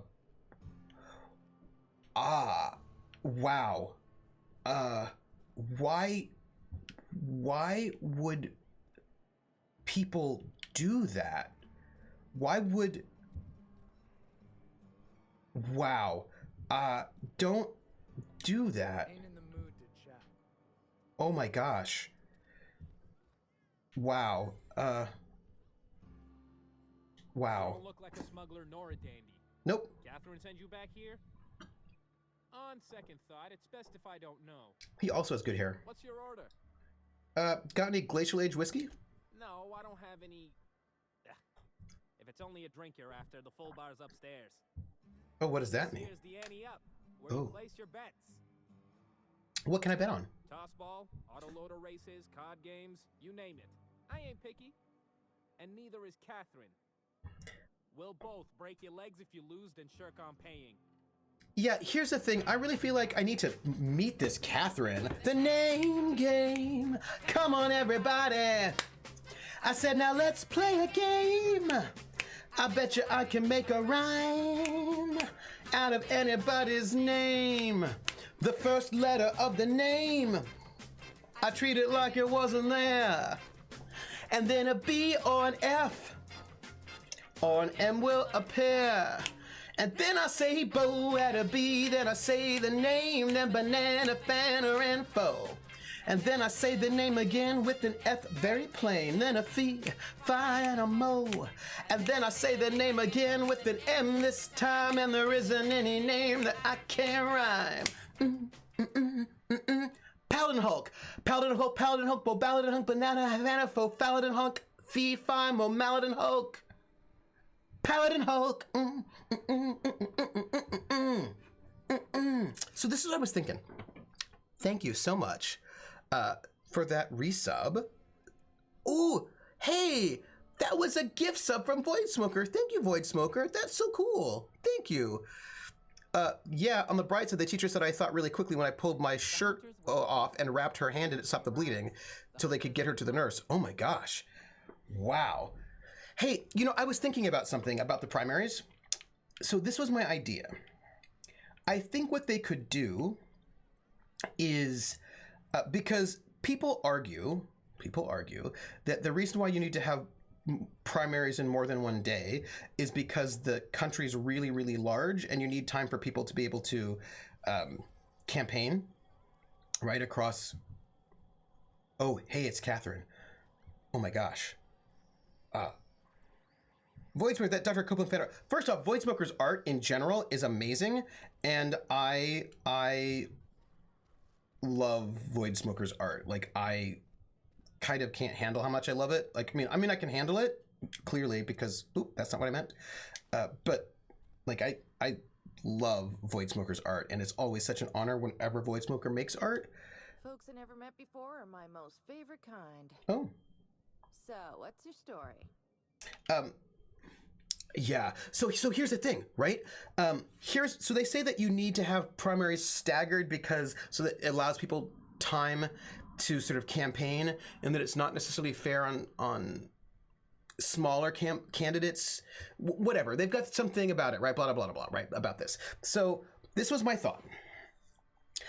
How about if, rather than having primaries that last months and months and months that are staggered all over the place, what if we have 3 primary dates? With like 1/3 of the population, 1/3 of the population, 1/3 of the population. We sort of divide it up. We make it so that people can do their campaigning and travel. And each primary is, let's say, I don't know, 2 weeks apart, maybe something like that. Not like so that the whole primary season will take a month and a half. And what happens then is that we then rotate which region goes first or which block goes first. So block 1, you'll have like block 1, block 2, block 3. And this particular primary year, we go 1, 2, 3. The next one we do 2, 3, 1. Then we do 3, 1, 2. So that we rotate so that at some point in time, Hawaii and Alaska get to be in the first block.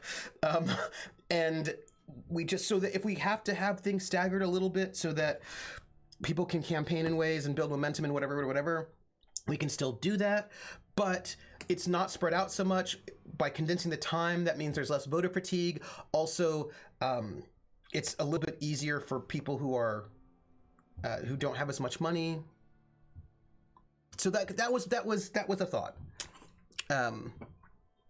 In addition to a bunch of other reforms, but that just for primaries itself. We stick the nominees in the Big Brother house and give them challenges based on their future job. Okay. If I don't know somebody's pronoun, I tend to default to they just in case. Krellin says, the idea behind the first primaries is being Iowa and New Hampshire is that they're small enough for small campaigns to full canvas. They're also super not representative of the country. We also need to make election dates a national holiday so people have off to vote. Yes, and probably also make it so that people can vote by mail over a multiple period of time everywhere. Having the day off doesn't help people who currently don't vote because they work jobs that don't get holidays off. Well, I don't know if Hawaii's a small state and it's not super white. It's just that Iowa and New Hampshire are super white. But not all small states are. Just those two happen to be. But nothing will help them if it would. But so the thing is, I think you have the holiday. Hawaii is not small. I mean, are we talking about landmass? Or are we talking about landmass? Or are we talking about population? Yeah. Hold on. What is that? I don't want that. Org. Landmass and population. So let me see. I'm looking for. So Iowa is 58,000. We'll round up 300 square miles. 58,300. Hawaii is, let's compare. 10,900. So let's say 11,000 square miles. And of that, only 6,000 is actually land. So yeah, Hawaii has way less landmass by a lot than Iowa. Iowa is like 58,000. Hawaii is 6,000. So in terms of size, Hawaii is way smaller. And if you include the water area, it's still only 10,000, 11,000. It's like a fifth the size of Iowa. It's much smaller. But people just don't care about Hawaii, which is sad. Makes me sad. All right, let's see. Hold on. It is in the middle of the Pacific Ocean. I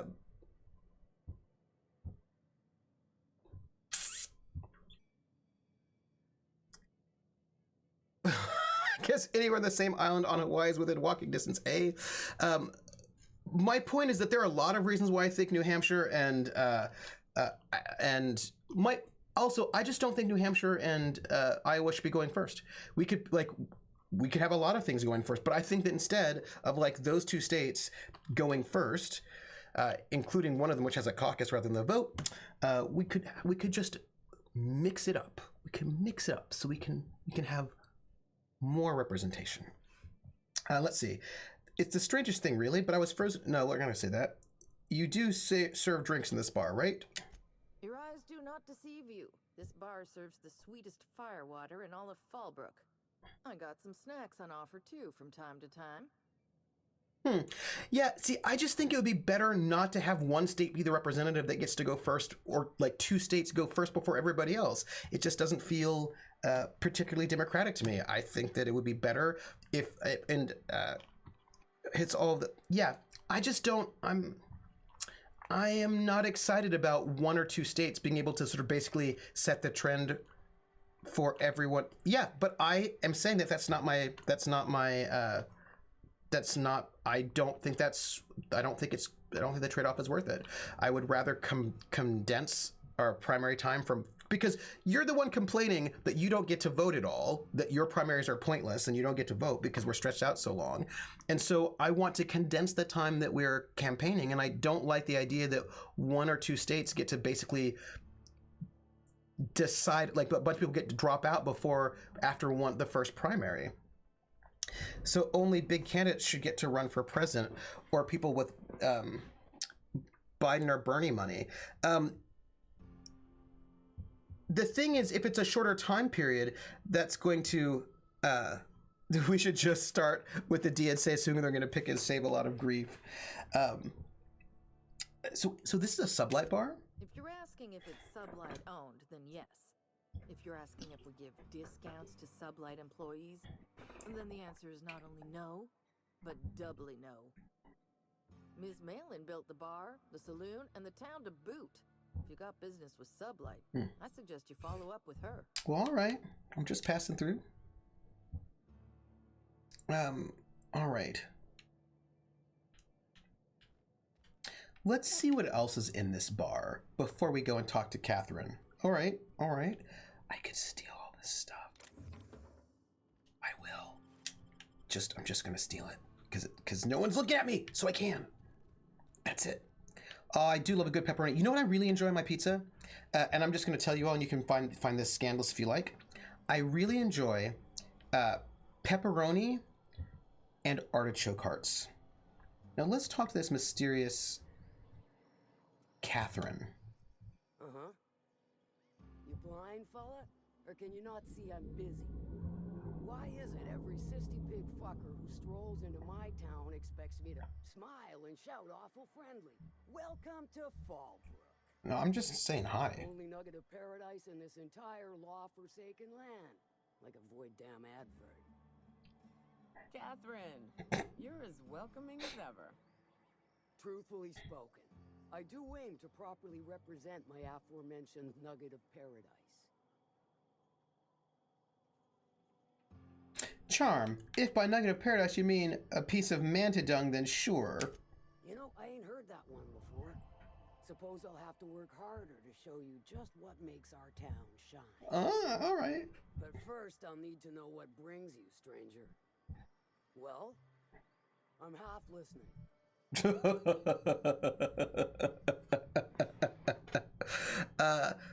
I mean, it does take millions of dollars to get on the ballot for some states, PH. Theoretically, everyone can run, but most people literally cannot afford it. But that's a larger problem. First good pizza was a white pizza with shrimp and diced Roma tomatoes. Oh, that sounds really good, Volpez. Ooh. I really enjoy chicken on pizza. I do too. I had a really good barbecue chicken pizza that was real delicious. And I understand that Italians would be like, what is this madness? But I accept that American pizza is not the same as Italian pizza. Let's see. Sandra said, you know something about a corporation operating in secret? Need a hand for hire? Actually, I'm the fixer for your sublight problem, I'm gonna say. Good of you to finally haul your ass over here. I wired for backup weeks ago. Got something that's gonna require special extraction from Cascadia. Huh. Sal says, legitimately my favorite piece is barbecue chicken with red onions. That's a really great pizza. That's a really great pizza. That is such a good pizza. Chicken pizza is like bread. That is also chicken parm. I like good chicken, goat cheese, and artichoke heart pizza with pesto and olive oil sauce. Ooh, Rissa, that sounds delicious. Ooh, that sounds delicious. Yeah. We need to get all the folks in this chat to have a giant fucking pizza party. That'd be wicked good. I haven't had a good spaghetti and meatball pizza in a few years. Oh, I've never had one of those. White potato pizza with salmon mousse and mixed salad. Oh. Dang it, Shaw, the syrup. Oh, don't even know what's going on with Shira. Right, the Alta Vitae stuff that Lilia mentioned.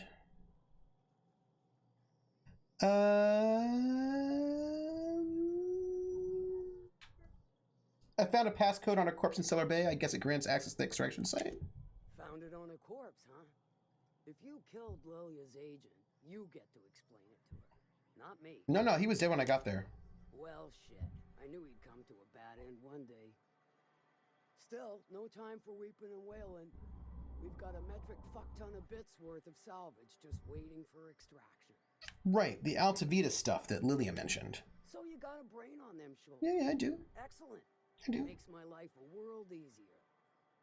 To extract the gas, you'll need to siphon it from the lab in Cascadia into one of your ship's fuel tanks. Totally safe. Sadly, says Volpa, most pizza sauces here in the mid-Atlantic are too sweet. Why go for almost no sauce and tomatoes added? Oh, interesting. Sal says, I have very unpopular opinion on spoilers. Sal, I think you and Krellin are on the same boat, that you both not only like spoilers, but you think that that not having spoilers is sort of oppressive. Yes. Because I know that there's been some discourse about how, like, not being allowed to have spoilers is oppressive to people who want spoilers. I believe that is that is a take that I have certainly seen, that not being able to have spoilers is out in public is an oppressive situation.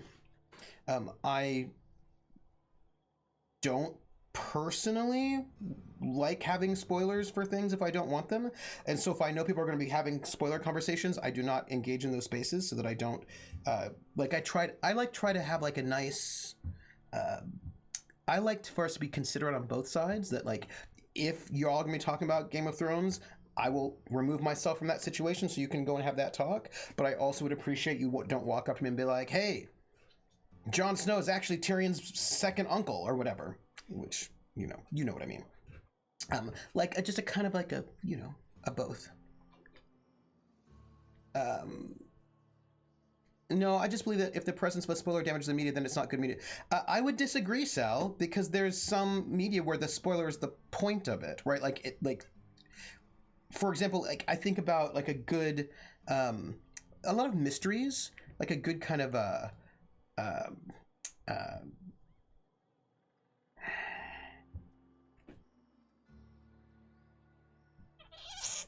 Agatha Christie type of mystery where the point the reader is engaging in a puzzle, and that's what they read for. They read because they want to try to solve the puzzle before they actually get to the spoiler, and that's the function of that media. And then if you spoil it, you ruin their ability to solve the puzzle.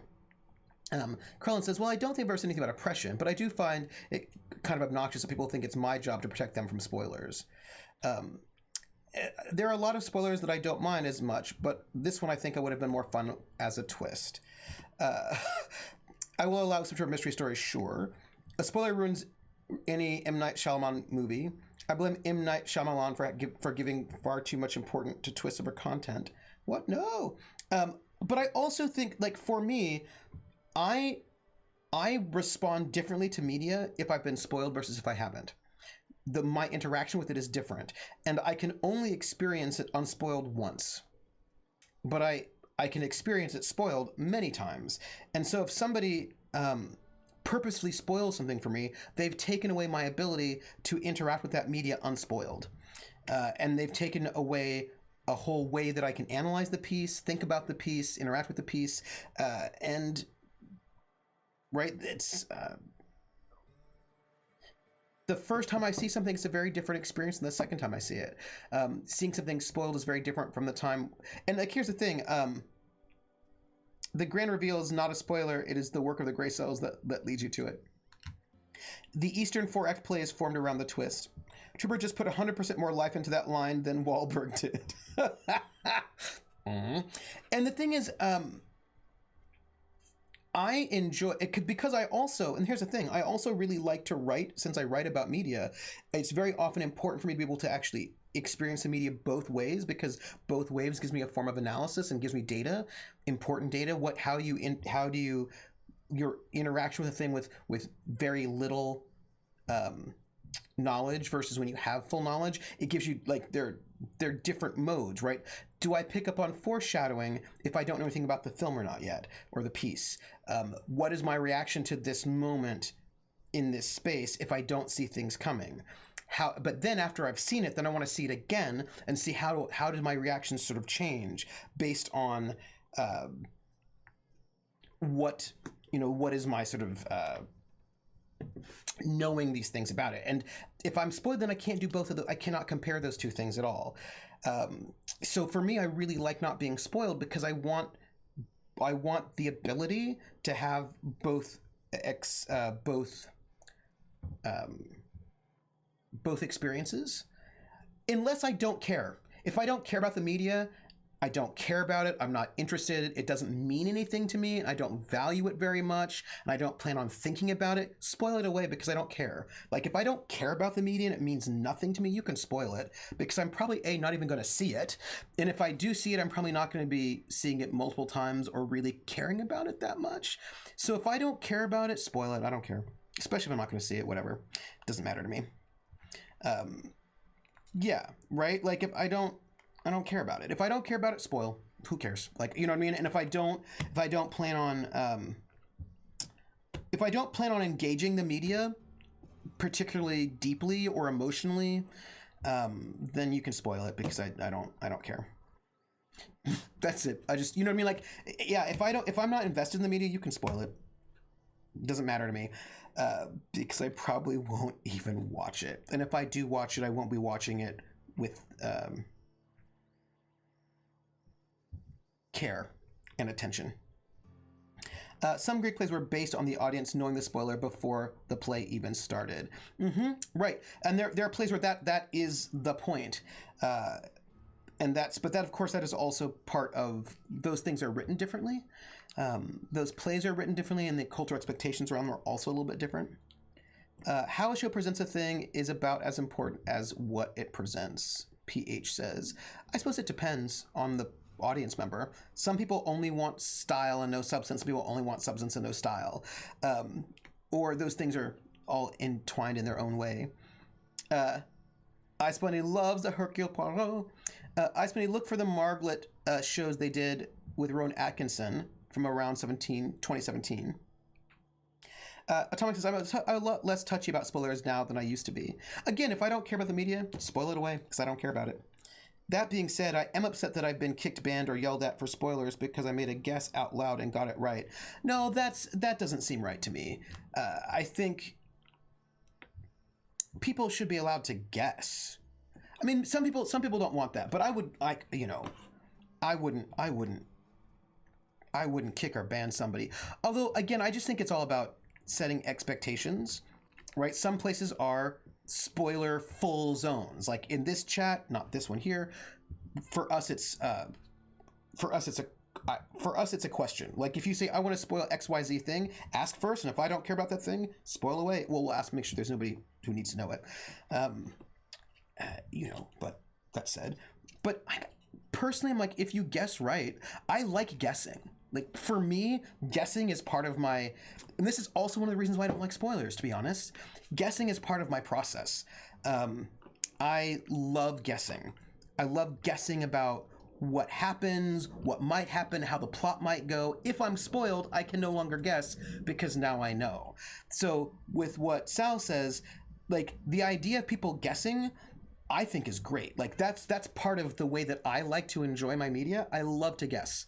I love to guess and think, oh, what's going to happen? And I love it when if people in my chat are guessing about what's going to happen, whether they're right or not, I actually don't care. I just love guessing. I love trying to work it out and think like, oh, do I think this is going to happen? Do I think it's not going to happen? Who do I think this person is? And people can guess along with me all they want. And if they're right, good on them.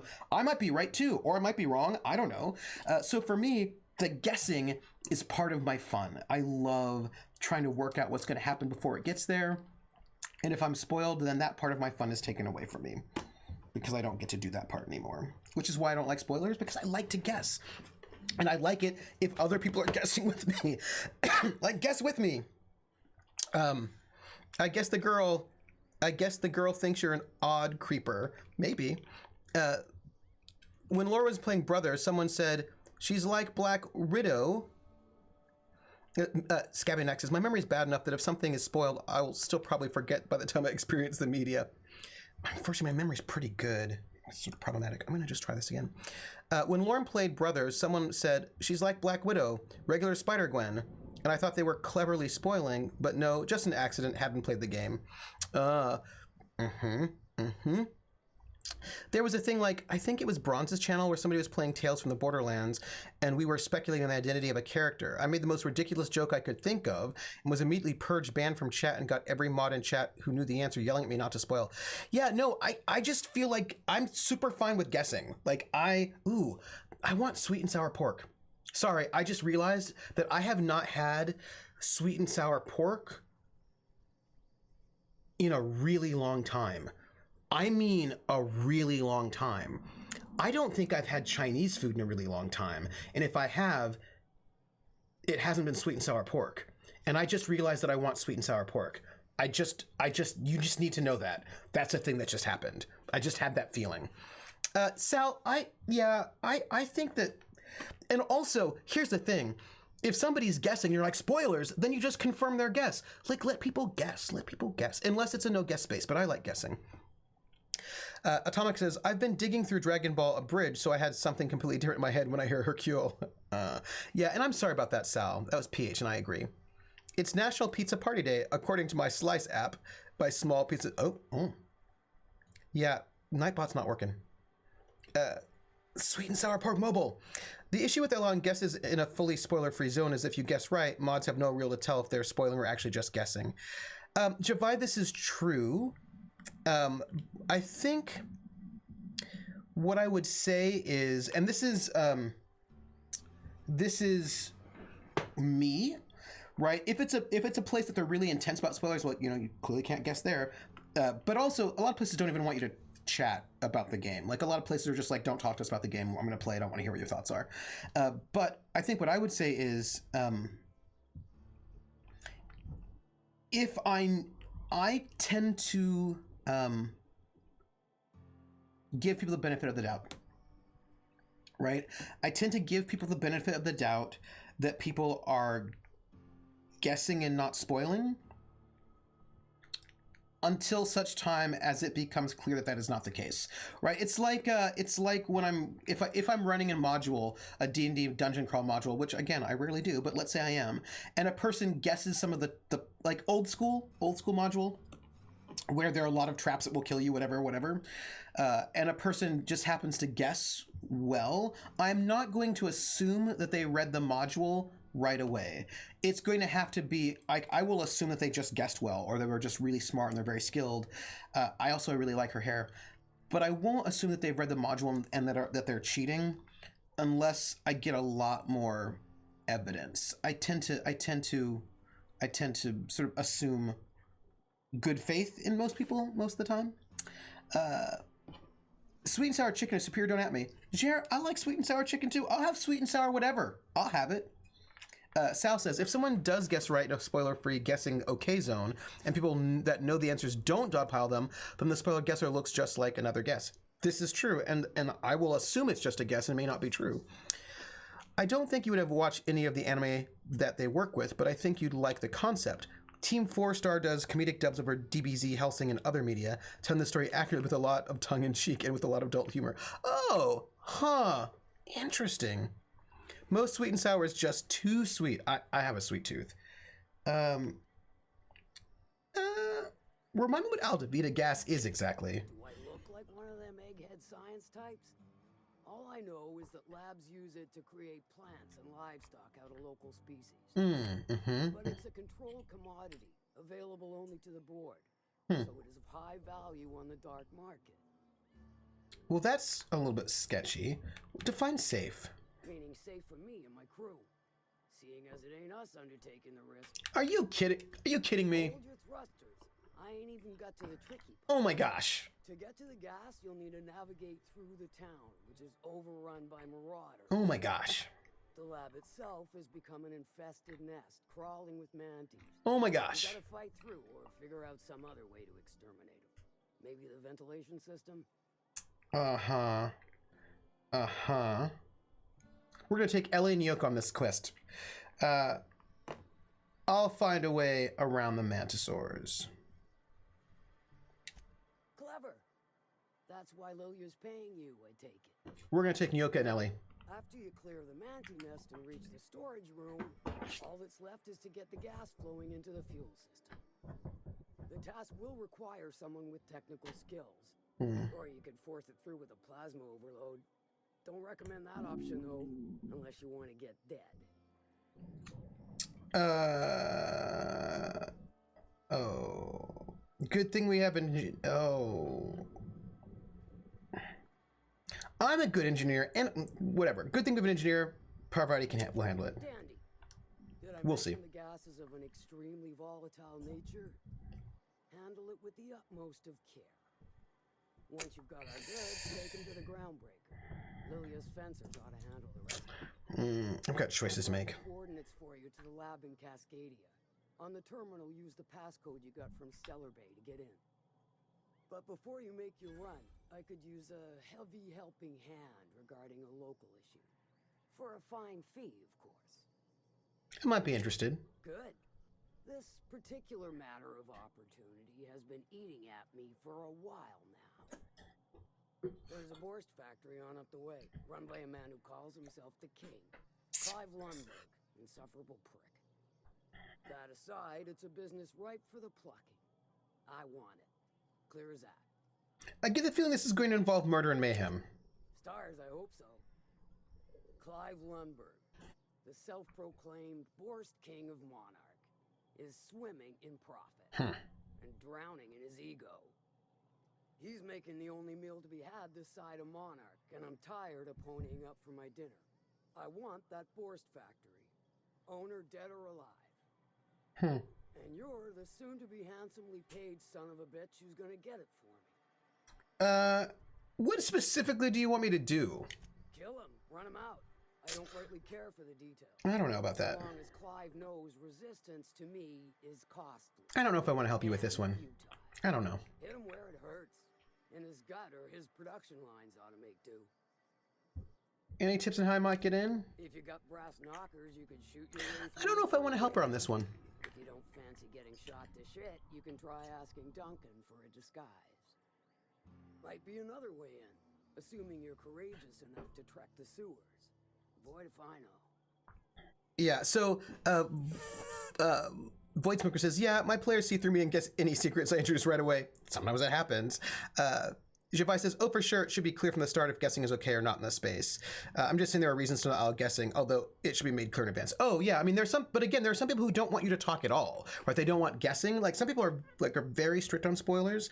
Like, they don't want any guessing. Even if you have never seen it before, they don't want you to guess because it will infect their process. And they want no input. They don't want guessing. They don't want speculation. They don't want actual spoilers. They don't want encouragement. They don't want talking about it. They don't want backseat gaming. They don't want anything. None of it. And if that is the space, don't do it, right? Like, that is, if that is the space, don't do it, right? I mean, I think that for me, Banter said, I ordered out Chinese for my birthday, got Mongolian beef, so good. I really think I want sweet and sour Chinese food right now. That's really where I think I'm at. I wonder if I'm going to have it. Maybe for dinner. I don't know. I'm going to think about it. And I mean, for me, I think it's all about sort of knowing what... And I think this is the tricky thing. This, I think, is the difficult part. People often assume that other people do or should have the same boundaries that they have, right? Like, I'm okay with X, so you should be okay with X. Or I'm not okay with X, so you should not be okay with X. People do not do a live and let live situation at all. And, like, I'm not into spoilers, but I'm not... I'm not into spoilers for things that I care about. If I don't care, I don't care. Do whatever you want. Or if I'm never going to see it, I don't care. Do whatever you want. But I'm super good with speculation and guessing because I assume that you're not... I assume good faith. And I'm pretty good at separating other people's guesses from my own thoughts, so that's cool. And I like thinking about it anyway. But I know that there are people who are really, really strict on spoilers. In the same way that there are people who not only don't care about spoilers, they actively want spoilers because it's really important for them to be spoiled for their mental health. And I understand that it's a spectrum of behavior, and I understand that people do not necessarily share my tastes, that they have different tastes. Some people might be the same as me, some people might be different. Everybody's different in their own way. And so So for me, it becomes about acknowledging and recognizing that people are different than I am, and then trying to find out what people want. Me articulating what I want so that people know, and then I hope that people will then respect what I want, and then me wanting to know what other people want so that I can respect what they want. And I feel like people are not great at recognizing that not everybody comes from a different space. And I also assume, generally speaking, that if somebody reacts in a way that's different from why I react, they're not doing it out of malice, but out of a different taste, right? So if somebody comes in and doesn't know what my spoiler space is and gives me like a spoiler that is like, hey, did you know that Catherine Malin actually is going to try to murder you in 5 minutes? I'm like, oh, that's not a spoiler that I kind of like. Oh, no. But you could tell me about the design choices. That's cool. But they don't know that. I'm going to assume that they're doing it. They're not doing it because they're being malicious or that they're jerks, but that they imagine there's a different. And so I have to then let them know what my spoiler zone is at. Or if somebody comes in and like jumps on something, like if somebody speculates in my chat and somebody comes in and is like, how dare you speculate? Don't speculate. Then I'm not going to assume that they are saying that because they're evil or out of malice, but because they actually don't realize where our boundaries are at here, that I'm just going to let them know. If they keep doing the thing, then we need to have a different conversation. But I try not to assume malice when there's difference. But that certainly is not how Twitter is, as I will say. Sal says, my players tend to not catch on to what I'm doing, and I'm relearning that sometimes when I'm a player, it's hard to follow my train of thought, unspoken plan, and nobody acts according to the intricate plan I have in my head, but didn't tell anyone else about. Backseating is an interesting one between streams. You know, it really is, because people have really different thoughts about backseating, and I always I err on the side of caution before I move. And I know I get when you're a player, Sal. My stories are more like, here's a ball of catnip, you little fucking goblins, go play. It's easy to get invested in how you think players will react to something. Sal says, my sniper seduced a couple in order to gain legit access to their apartment building. The GM thought I wanted to use their apartment instead of the building's rooftop and forced me directly into that scene, and the other PC I brought with me didn't even think about knocking them out and was instead distracted while hacking. Yeah, communication's key. Say I wanted to sabotage this factory. Then I'd say you might care to poison the cysty pigs, doctor a few financial records, or throw a wrench in the canning machinery. Sounds good. It'll be more than good when you're finished. Maybe not for Clive, but for me and you, I'm sure. I don't think I want to do this job. Oh, and if you don't fancy going in guns blazing or crawling through a sewer pipe, see Duncan in the dry goods and sundry building. He ought to have an employee ID in that stash of illicit goods he keeps for select clientele. May luck be with you, since I won't be. Yeah, I don't think I'm going to do that mission. I don't feel like... She wants me to do like a whole thing, and I don't feel like doing that whole thing. She wants me to go and like sabotage somebody's company, just because, you know, just because. And I don't feel like ruining some, like, it seems like this guy, maybe he's an egotist, but it doesn't seem like he did anything bad. Do you know what I mean? It didn't seem like it doesn't seem like he's doing anything. He just seems to be like, I just don't think I need to murder this dude or destroy his business just because she wants it. Like, so people want things, whatever. Yeah, I don't think I'm gonna do that mission, because it does not feel like a Jezza thing to do. Jezza's a little bit like, he's a damn the man, but this guy's like, not the man. Whatever, I don't care. Sal, I think part of that mindset might come from the RP's meta bad community. We're discussing a plan OOC is considered bad form. I like that mission design-wise. The NPC wants a result and doesn't care how you get there, and the game facilitates different methods. Oh, yeah. Oh, he's not a good person? I'll investigate. Someday want a crew of players who do jobs they don't want to do because their characters are hungry and poor. You can get players to do that. You can get players to do that. Just tell your players up front that you want to play a game where you're going to force them to do things they don't want to do because their players are hungry and poor. right? Just tell them and say, and have players who are like, yeah, because you can bet EE would love it. EE loves to self sabotage his characters. I'm sure EE would love to play a game where his characters are just terribly miserable and awful and unhappy because they're forced to do things they don't want to do. I think he would love it. I think he'd eat up with the spoon. So like you can find players who are super into that, PH. Oh yeah. I think that you could find that no problem. I don't know. I don't know. Maybe Krellin asks, EE hates every character he plays, doesn't he? I don't know. Maybe? Shavai says, I generally think a little OOC conversational between moves is fine. To make up for you as a player, probably have the same knowledge and experience as the character.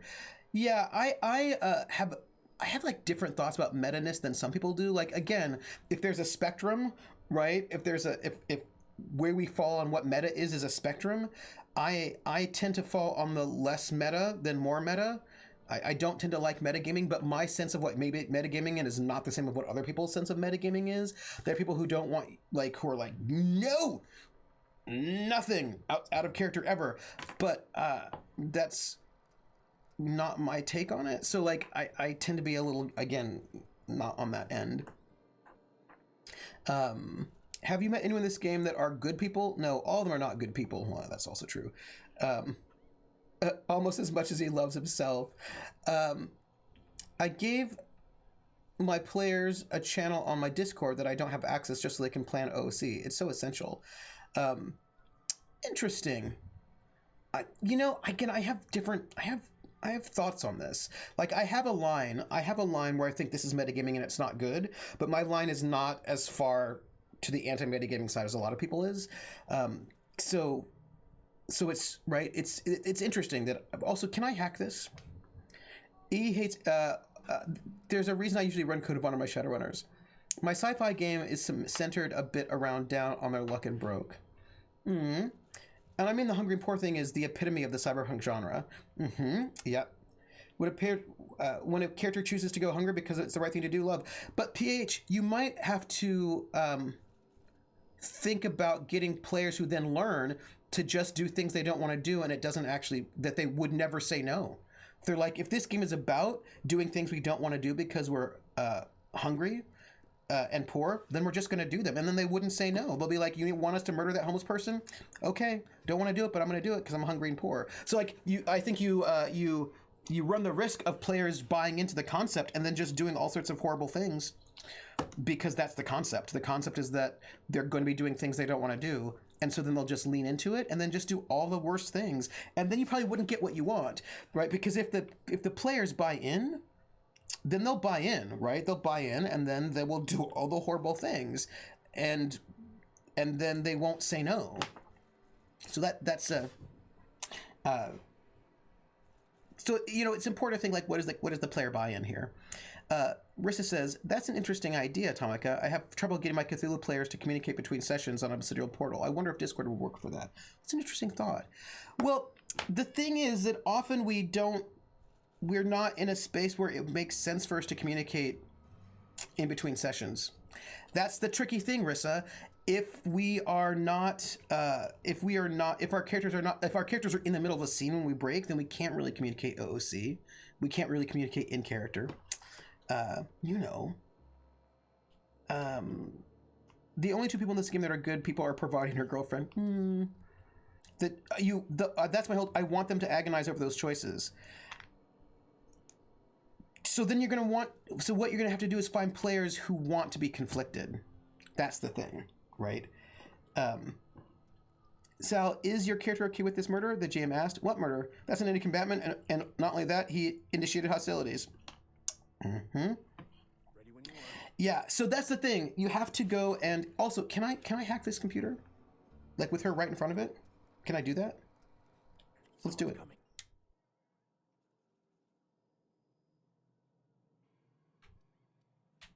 What do you think you're doing? Nothing at all. I don't have time for this. Yeah, so no, you can't just hack right in front of her face, by the way. As it turns out, she doesn't like it. So, just in case you wanted to know, you cannot hack right in front of her face. But my sublight, let's note that one then. What's my sublight Yeah, so I'm okay at the moment. I'm okay. Never to get on I'm okay. Nolan's bad side. They plan and overplan in real time. Sometimes instead of trying to let them see the countdown order, make them move along. And you're worried that's not fun for them? Or is it not fun for you to watch them plan? See, these are all the questions. These are all questions.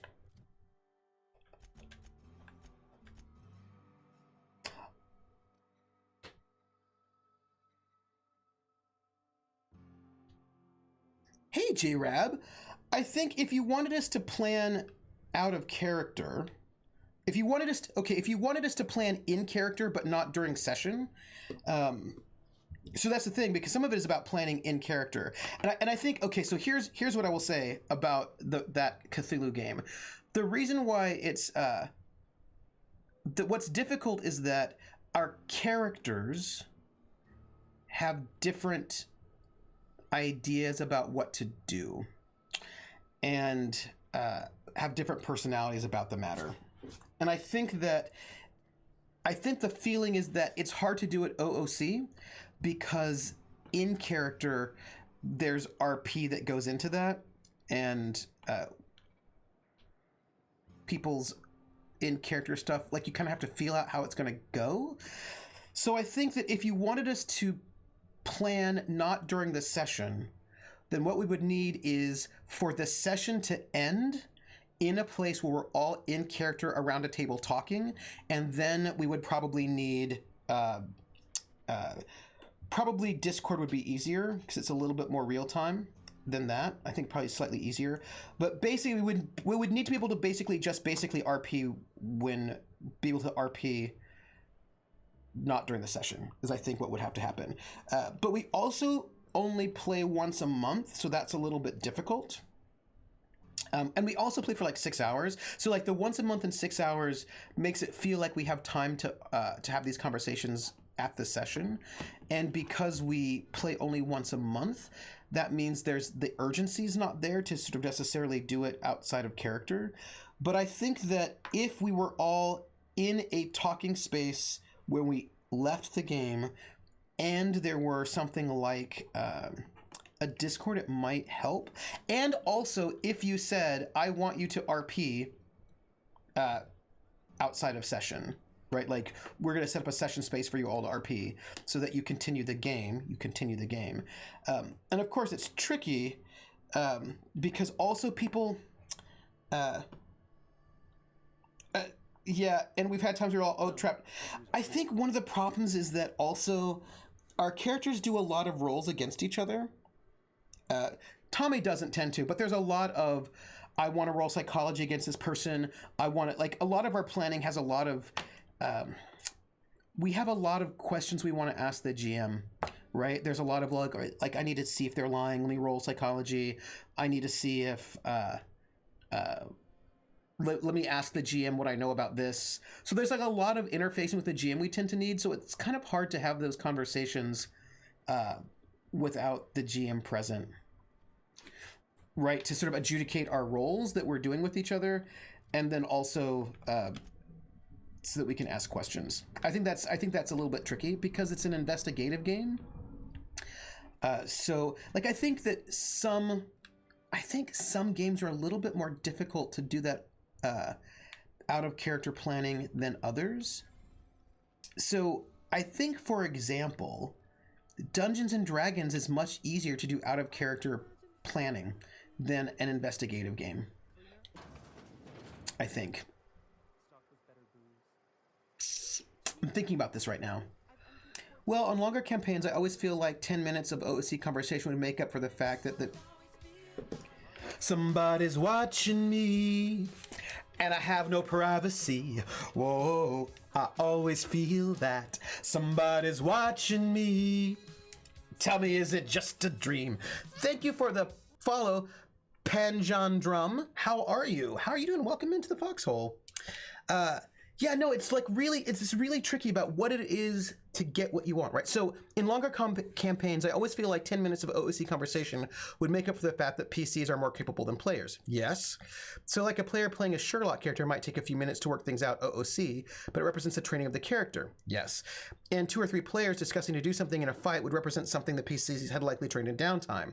I always thought it was more a time dilation thing. So Atomica, that's where I'm at. I actually think a lot of OOC, for me, a lot of OOC conversation that other people think of as metagaming, I don't think of as metagaming. Like you, I think of it as time dilation. I think of it as not only time dilation, but also representing that the character is probably more capable than the player is. And this is why I'm actually also okay with kibitzing quite often if the player's okay with it. If the player would like some advice on how to get out of a situation, because the player doesn't have ideas, but the character would certainly have ideas, I'm certainly fine with kibitzing right at that moment, because also I'm stealing a little bit right now, because the character would know those things. The character would have that kind of knowledge and that experience that the player doesn't have. Now, if the player, it's always important that the player has to ask for that help, right? The player needs to be able to, the player needs to ask for the kibitzing, because you don't want experienced players to bowl over less experienced players or sort of like take their agency away from them. So that's no good. We don't want that. But I do think it's really good. Ice Bunny, with what? With what? With what? Give me more to your question. So yeah, that's like a thing. I think that if the player wants some kibitzing, I'm actually totally fine with that, because I think that characters tend to be more competent than players, unless they're playing a character who is not, clearly. But for me, a lot of the OOC conversation is time dilation, and I think it's not only okay, I think it's good. I actually think it's really positive, and I like it, right? And I'm also which word? Which one? Which word? Oh, kibitz. Yeah, it's kibitz is when you are it's Yiddish, but again, remember, English uses a lot of words from all over the world. We take words everywhere. It's more than just conversation. Kibitzing is like when people are conferring with each other on something, right? So if I am having a problem, we can get together and have a sort of like we can kibitz about it, which is sort of get together, have a it's Yiddish. It's Yiddish. You could have a conversation about how to fix the problem. Like it's sort of like a consultation, like when 2 people get together and have a consult about something.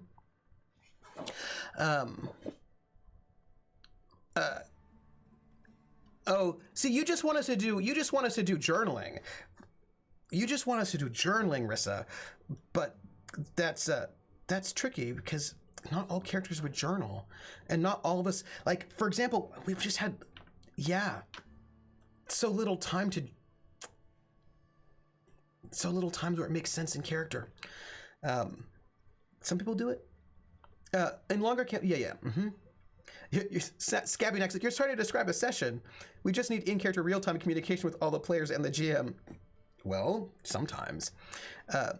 Ultimately, it always depends on the players. I knew 2 D&D games, one with a paladin that ultimately made the party do everything behind his back because he was lawful stupid, and in the other game, we had a rogue that would screw us over. Yeah, that is true. Players and characters have different sets of complete knowledge. Yes. A small side conversation, Vulpus, thank you. Yiddish comes... a lot of German has Yiddish roots. It's the other, yeah. A lot of Yiddish comes from German and Polish, and German, some Slavic. It's got a bunch of stuff in there. Also, we should talk to this person. Hello, person. Also, I've got skill points I should probably use at some point. Can I help you? Don't think we've spoken before. Nope. I would remember. You look, well, I wouldn't forget what you're wearing, no. Why would we have spoken before? Most of the freshies spend their first night in the saloon. Oh, Fresh to Fallbrook, I mean. right. Me? I've been here going on 3 days now. I'm real friendly. Figure I've talked up everyone in town by now. Oh, But not you yet. well, it seems your lucky day. Every day I've been here has been my lucky day. Oh, Never won so much in my whole life. Aside from a close call during my wilderness hike, it's been a grand adventure. I'm dreadful blessed that Captain Criley hired me onto the crew. oh, yes, Velp is correct. Eastern European from Ashkenazi Jews. Yep, I know. I have a hat like that, actually. It's a little bit different. It has a logo on it. Close call? You heard that right. Wilderness almost got me pushing up daisies. Oh, If I wasn't so fleet-footed, I never would have escaped them Raptidons, then Marauders, and then that Manta Queen alive. oh, To outrun him, I had to ditch my bag. All the bit cards from my winnings were weighing it down. oh, Shame, because it was my favorite gun tote. oh, which crew did you say you were stationed with? You wouldn't have heard of them. They're just a small pot of smugglers. Kept getting their spoils stolen when they went to fence them. Oh, So they hired on a merc. you. He didn't mind my being so talkative, or them being my first protection gig. Captain Criley, he does ask me to shut it sometimes. In fact, I probably shouldn't be flapping my gums about his crew at all. Well, that's all right. Well, how did you end up in Fallbrook? Well, Captain Criley wanted to take a pit stop. Uh-huh. I'm the hired security, see? Yeah, They yeah. pay me to guard the cargo, but Right. right now the hull's empty. Right. It's my first shore leave with the crew, Oh. and my maiden voyage before that. I can tell you it's been a real hoot. All right. Well, do you have any survival tips? Captain warned us to take care around Devil's Peak. The bigger beasties tend to roam the slopes there. Okay. Mid-morning, I thought I'd try Fallbrook's self-guided wilderness hike, the one that leads up around the mountain. Safe enough, else they wouldn't advertise, right? Wrong. Yeah. Scarcely made it back in one piece. So, I'm looking for Devil's Peak. Look for the horns and you can't miss it. Even I saw them when we flew overhead. The horns? Massive curved stone peaks, if you want to get technical. Mm-hmm. They're part of the mountain terrain. Oh. Okay. Well, thank you. Well, that's all for now. Right then. Very well. Well, I'd like to ask you something. Then I'd like to answer. Nope. If I That's can. it. No, I'm good. Very well. Thank you. Trooper doing active listening for a fictional character is very wholesome. Yeah, it is good practice, but also I just think active listening is so important. And so I just have internalized active listening quite a lot, and it's just my life now. That's it. I just active listen. It's all the active listening all the time. Yeah. It was interesting that the Hanukkah donuts, The waterfall's a good spot to wash your clothes. as known as Berliner in Germany, and we get them. Ice Bunny, they're known as Berliner in some parts of Germany, but not all parts of Germany. Because in Bavaria, at least specifically in Augsburg, but in the environment, they're known as Krapfen. So and as a matter of fact, My bet's on citation in the autoloader races. they're also called, they're Berliner, they're Krapfen. I think they're also Boxers. They've got like a bunch of different names actually. Right? They've got a bunch of different names. That one donut is called different things in different parts of Germany. No, not cat food, not cap fun. Krapfen. Krapfen. Krapfen. Krapfen. Also, I have skill points available. And we decided that we were going to go... What were we gonna do? We want to up some things, right? We want to get way better at engineering or hacking. Let's go... Oh. Crap fun? Krapfen. Krapfen. Let's... Oh, and switch it's floating or a monk. Yeah, like there's like so many different names for that particular kind of donut, which by the way are delicious. They're like jelly donuts. If you don't know, if for you Americans, they're like jelly donuts. They're like a jelly donut, usually with like kind of like a raspberry filling and like powdered sugar on top. Super delish. Super delish. Nah, nope, low-hanging fruit. Not making that joke. Centering myself right here now. So should I go hacking? Persuading?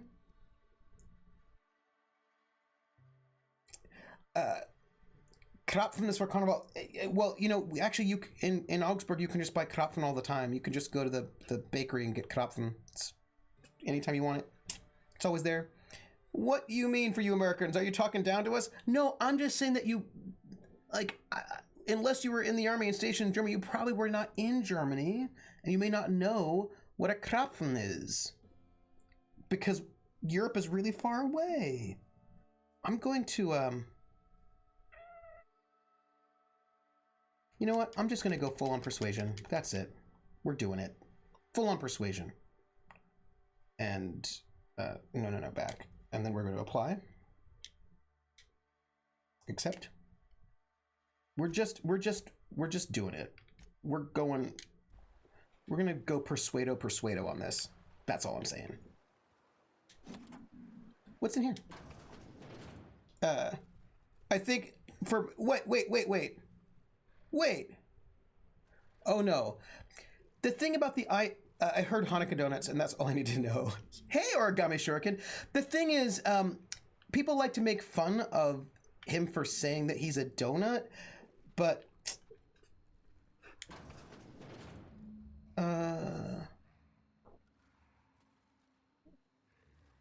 what are we doing? I was just exploring. Well, so, but you envy him because you wish you were a donut trooper because you are what you eat. No, basically the idea that there is some, it is fun to make fun of him for saying that he's a donut, but that is a little bit in dispute is what I would say. I know, I'm gonna just kill this monster. It's gonna be really great. Hey monster, I'm going to kill you. Here. Except that, you know.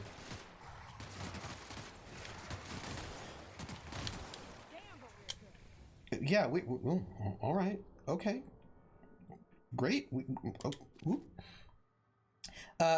When we did Rommelpot, we got hot cocoa and donuts, aka Berliner, or Krapfen. You know, I'm just gonna say, it is nice to be a price, but it's higher to be a buyer. Oh, Nelson Mason's drugs. Why are those drugs there? That's weird. It's weird. I'm gonna go kill some monsters. Why are there a bunch of drugs? Why? I really need to work on those sub badges, but drawing a convincing donut with only 28 pixels is actually quite difficult.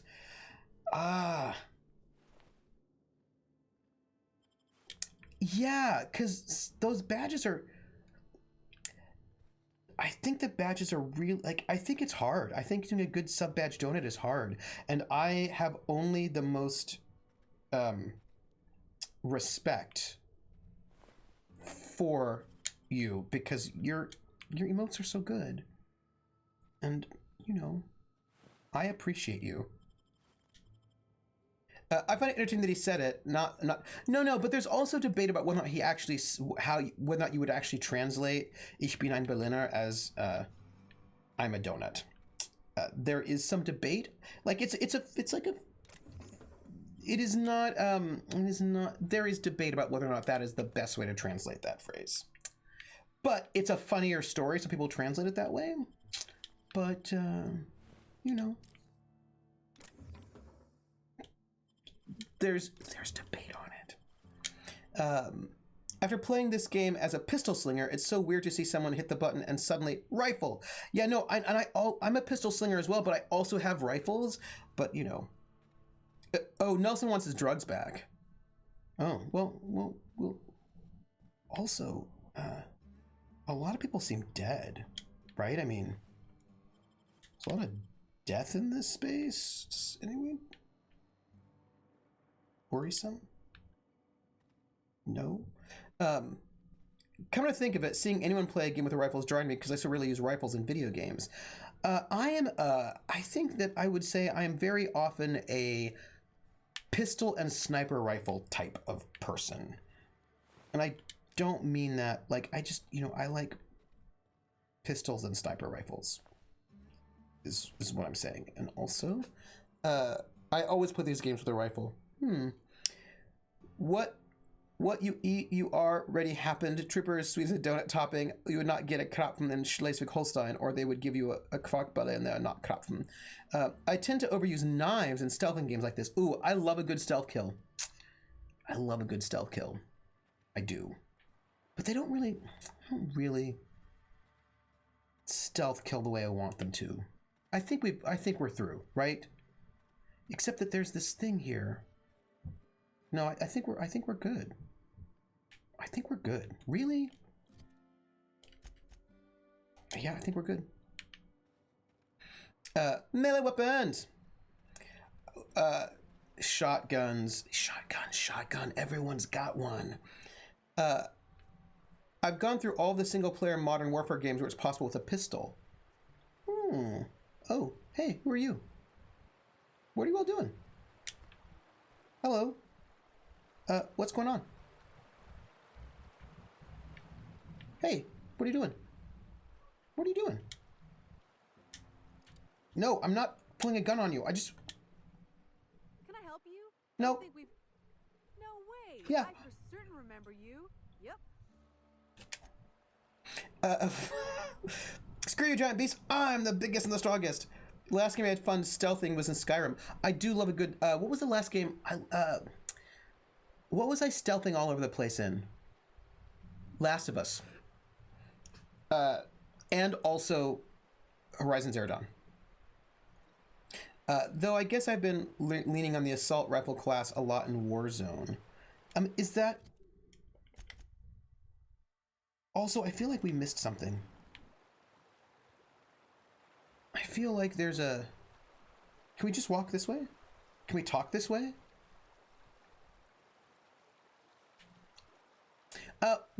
What is Warzone? Oh, it's a battle royale. Oh. Huh.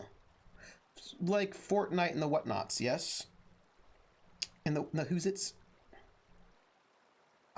Hello, Reginald Cheney. This is the friend. This is Max's friend. Yes. I have the vicar with me. What do you want? Oh, hey, Vicar Max. What are you doing on Monarch? I thought scienticians ain't welcome here. Haven't you heard? Everyone's welcome here. It's a fucking worker's paradise. But you wouldn't know anything about that, would you? Ooh. Never worked a day in your miserable life. Oh my gosh. You're just a parasite, living off my goodwill. Wow. Well, guess what? My goodwill's exhausted, along with my temper. Y'all, you too. Did you have a bad breakup? What's going on? Squad-based Modern Warfare flavored battle royale game that, among other things, lets you buy back squaddies who have died. Oh. When you have a gun, melee enemies leaping at you is scary. It's true. When you have a giant hammer, they're just leaping to their doom. To their doom. Pistol's not too bad, but I like both. All right, hold on.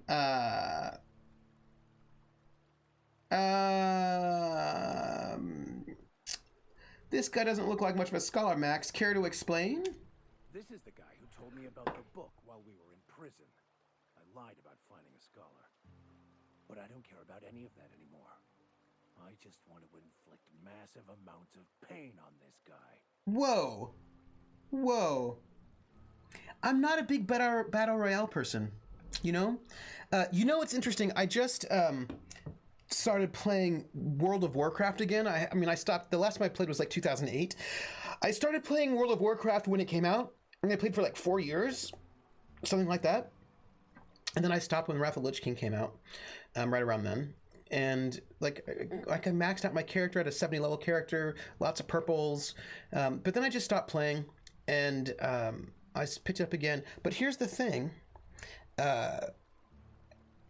Snap, you quit the same time I did. We quit around the same time.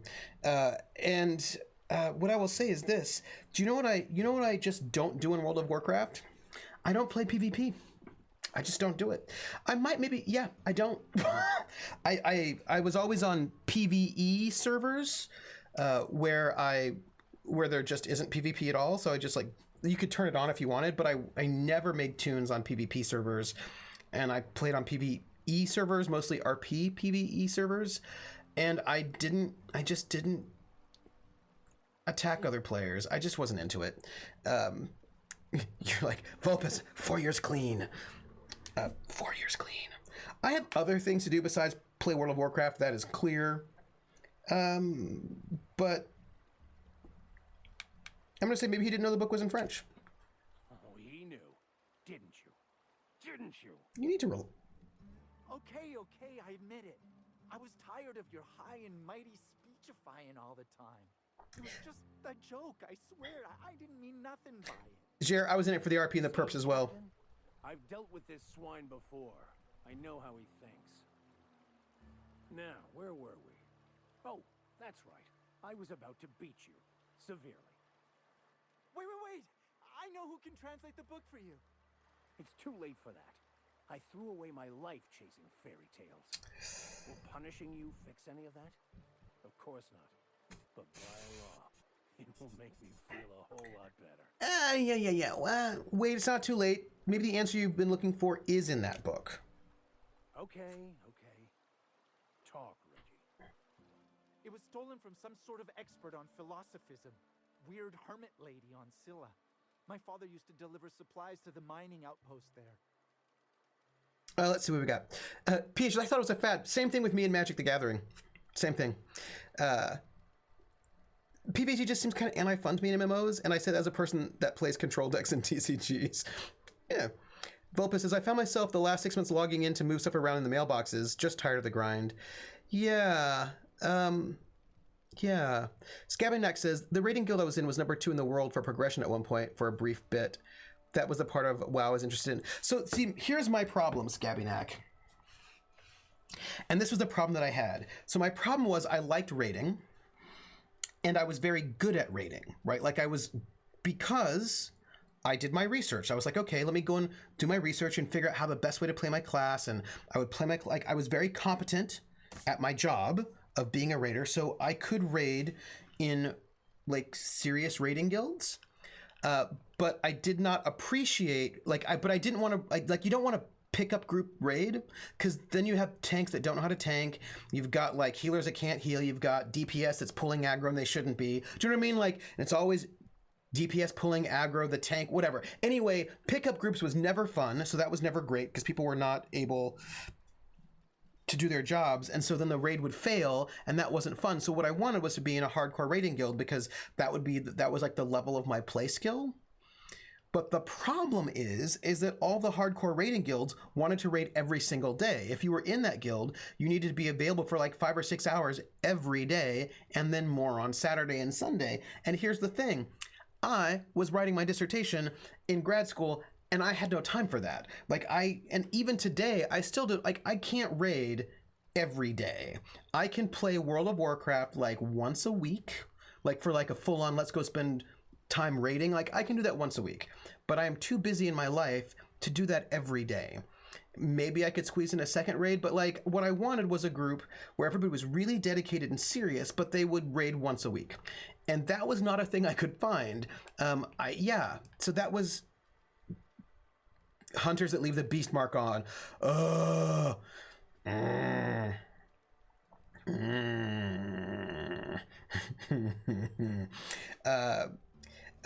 If the DPS is pulling aggro, then the tank isn't doing their damn job. Jer, I was a hunter that usually did top DPS and didn't cause wipes. You would have played on Feathermoon and enjoyed the Hand of Forsaken Trooper. Oh, maybe I would have done that. That could have been good.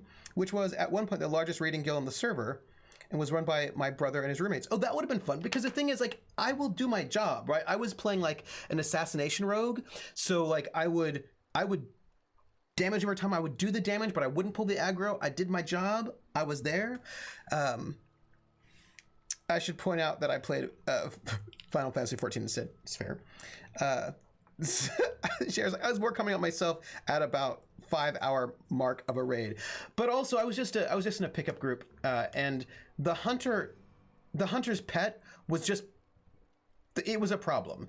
We were wiping because the hunter's pet would go off and pull extra ads before we were ready for them, and the hunter was just the tank was trying to like keep all these ads in, but like it's hard when you're just pulling like we're not like our cooldowns aren't there. Like you do not bring in all the ads. Do not bring in all the ads. Don't do it. Step 1, stay out of fire. Step 2, hit target. Step 3, hit your positionals. My life, the life of an MMK player is easy. Yeah, so like, goddamn hunters and their pets on aggro. I'm just saying that maybe don't have your pet on aggro. Like, I'm just... there are places you can do it, but maybe not when we're in an enclosed space with lots and lots of mobs everywhere. Pets don't go on aggro and raid, dumbass. That's all I'm saying. That's all I'm saying. That's all I'm saying. But anyway, so it was that I was stuck in that kind of middle zone where pickup groups for raids were not going to work for me, but like a guild that says you have to be there to raid every day was also not going to work for me. So I was kind of stuck in this middle space, and then that's about when I ended up stopping playing because I wasn't able to. I was at the spot where what I needed to do was raid regularly to have fun, but there was a mismatch, right? So I did like the 5-man dungeons. Anyway, that was my spot. But I restarted because apparently everything has changed. And I don't know if you know this, but like things have changed. Things have changed. As Vulpa says, Sherry, we still talk about the first time my friends ran LBR and took 6 hours in vanilla and had a ball. Krellin says, the hand took raiding seriously, but there was no daily requirement, which was probably why they were so big. Right? That's all I want in life. Like, I want a guild that takes it seriously, but does not have some kind of insane... Like, I cannot make WoW a part-time job, is what I'm trying to say. That's all. There, that sort of thing. I don't think so. A crazed hermit on Scylla? He's playing us for fools. It's true. My father collected some extra bits on the side by diverting some of the supplies to the gal. The way he told it, he thought the book looked valuable, so he took it. Couldn't find any buyers when it turned out to not only be French, but banned as well. I had a guild that did 2 days a week and RP the rest of the time. See, that is my life. Like, that's what I'd like. And it was really this tricky thing because I was in an RP guild, which was great for RPing, but they didn't raid. And I was like, I was stuck. I was stuck in a space where I wanted both RP and raiding, but I wanted a balanced life so that I could do other things. That's all. That was my trickiness back in the day. Yeah, my guild raided 2 days a week, but you were also expected to come prepared, which required a lot of extra playtime. You needed your mats. PH says, I hated pickup groups in DCUO as well. This was typical convo. When the boss does his ultimate, you block. BLOK, CK. When you're in the AoE, you roll. Don't just stand there and drool. Yeah. And look, there are some things that are more forgiving than others, right? Like, you can do the dungeons. Pickup groups in dungeons are fine. I mean, sometimes they're frustrating, but like, you can do pickup groups in dungeons. But when the raid needs like 20 people... You need 20 people who are on their stuff. That's all. And like preferably people, and it's just easier if you're in a guild because then you're all using TeamSpeak and you can sort of chat with each other and make sure that there's coordination going on. Like it works better, but yeah. Then again, my guild was also small and laid back. We had the ongoing battle over who ended up as leader. The loser of any real life drinking game ended up as the leader. That's hilarious. What do you say, Vicar? Got more important things to do anyway. And the thing is, there are things about WoW that I like, that I find quite enjoyable. You know, there are things that are fun. But, Captain, yes? a moment of your time. Of course. Sure. What do you want to talk about, Vicar Max? I want to thank you for talking some sense into me back there with Cheney. It has been a long time since I gave in to my violent enthusiasm. Never mind that. Why did you feel the need to lie about Cheney? You're right. I owe you an apology. Yeah. I've been so obsessed for so long, I couldn't see anything else. You offered me a place on your crew, friendship, and I used you to get to Cheney. And even then, you saved me from myself. I don't know if I could live with myself had I gone through with it. You owe me nothing, I know, but I'm begging your forgiveness. Yeah, I understand. We all get a little obsessed sometimes. You're forgiven. Here's the thing. I want you to know that this character, Jezza, is so forgiving, not because he's a saint, but because he kind of doesn't care. Do you know what I mean? Like, I don't think he's like, oh, I'm so forgiving, but it's more like, I think he's a kind of like a little YOLO. He's a little YOLO, our Jezza. Jezza's a little YOLO. Thank you. I promise I'll be nothing but truthful from this point forward. Hey, what was it like being in prison? Oh, exactly as you'd imagine. Can't say I enjoyed the stint. It did provide me with plenty of time to think. The way I see it, the universe was snapping me back to where I needed to be. You stray too far from the course of your destiny, the world will try to correct for it. All right. Krellin says, there were things that I liked about WoW, but none of them were things that community... no, never mind. Were none of the things that the developers, that the community, and thus the developers liked, so I started playing SWTOR instead. Not really. I stopped playing WoW long before I played SWTOR. Krellin, I have a question. I have two questions. No, I have a question and a comment. Question and a comment. Question, what were the things about WoW that you liked that the community didn't like? What were those things? I'm interested to know. Because remember, I played in the beginning, but I haven't played for like 12 years.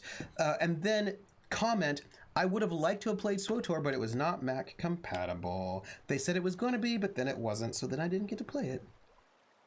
Atomica says, I think one of the biggest things that turn me off of MMOs like WoW and LoL is meta. If you don't play a character exactly by the meta, then you're basically not allowed to play, and that's just not any fun.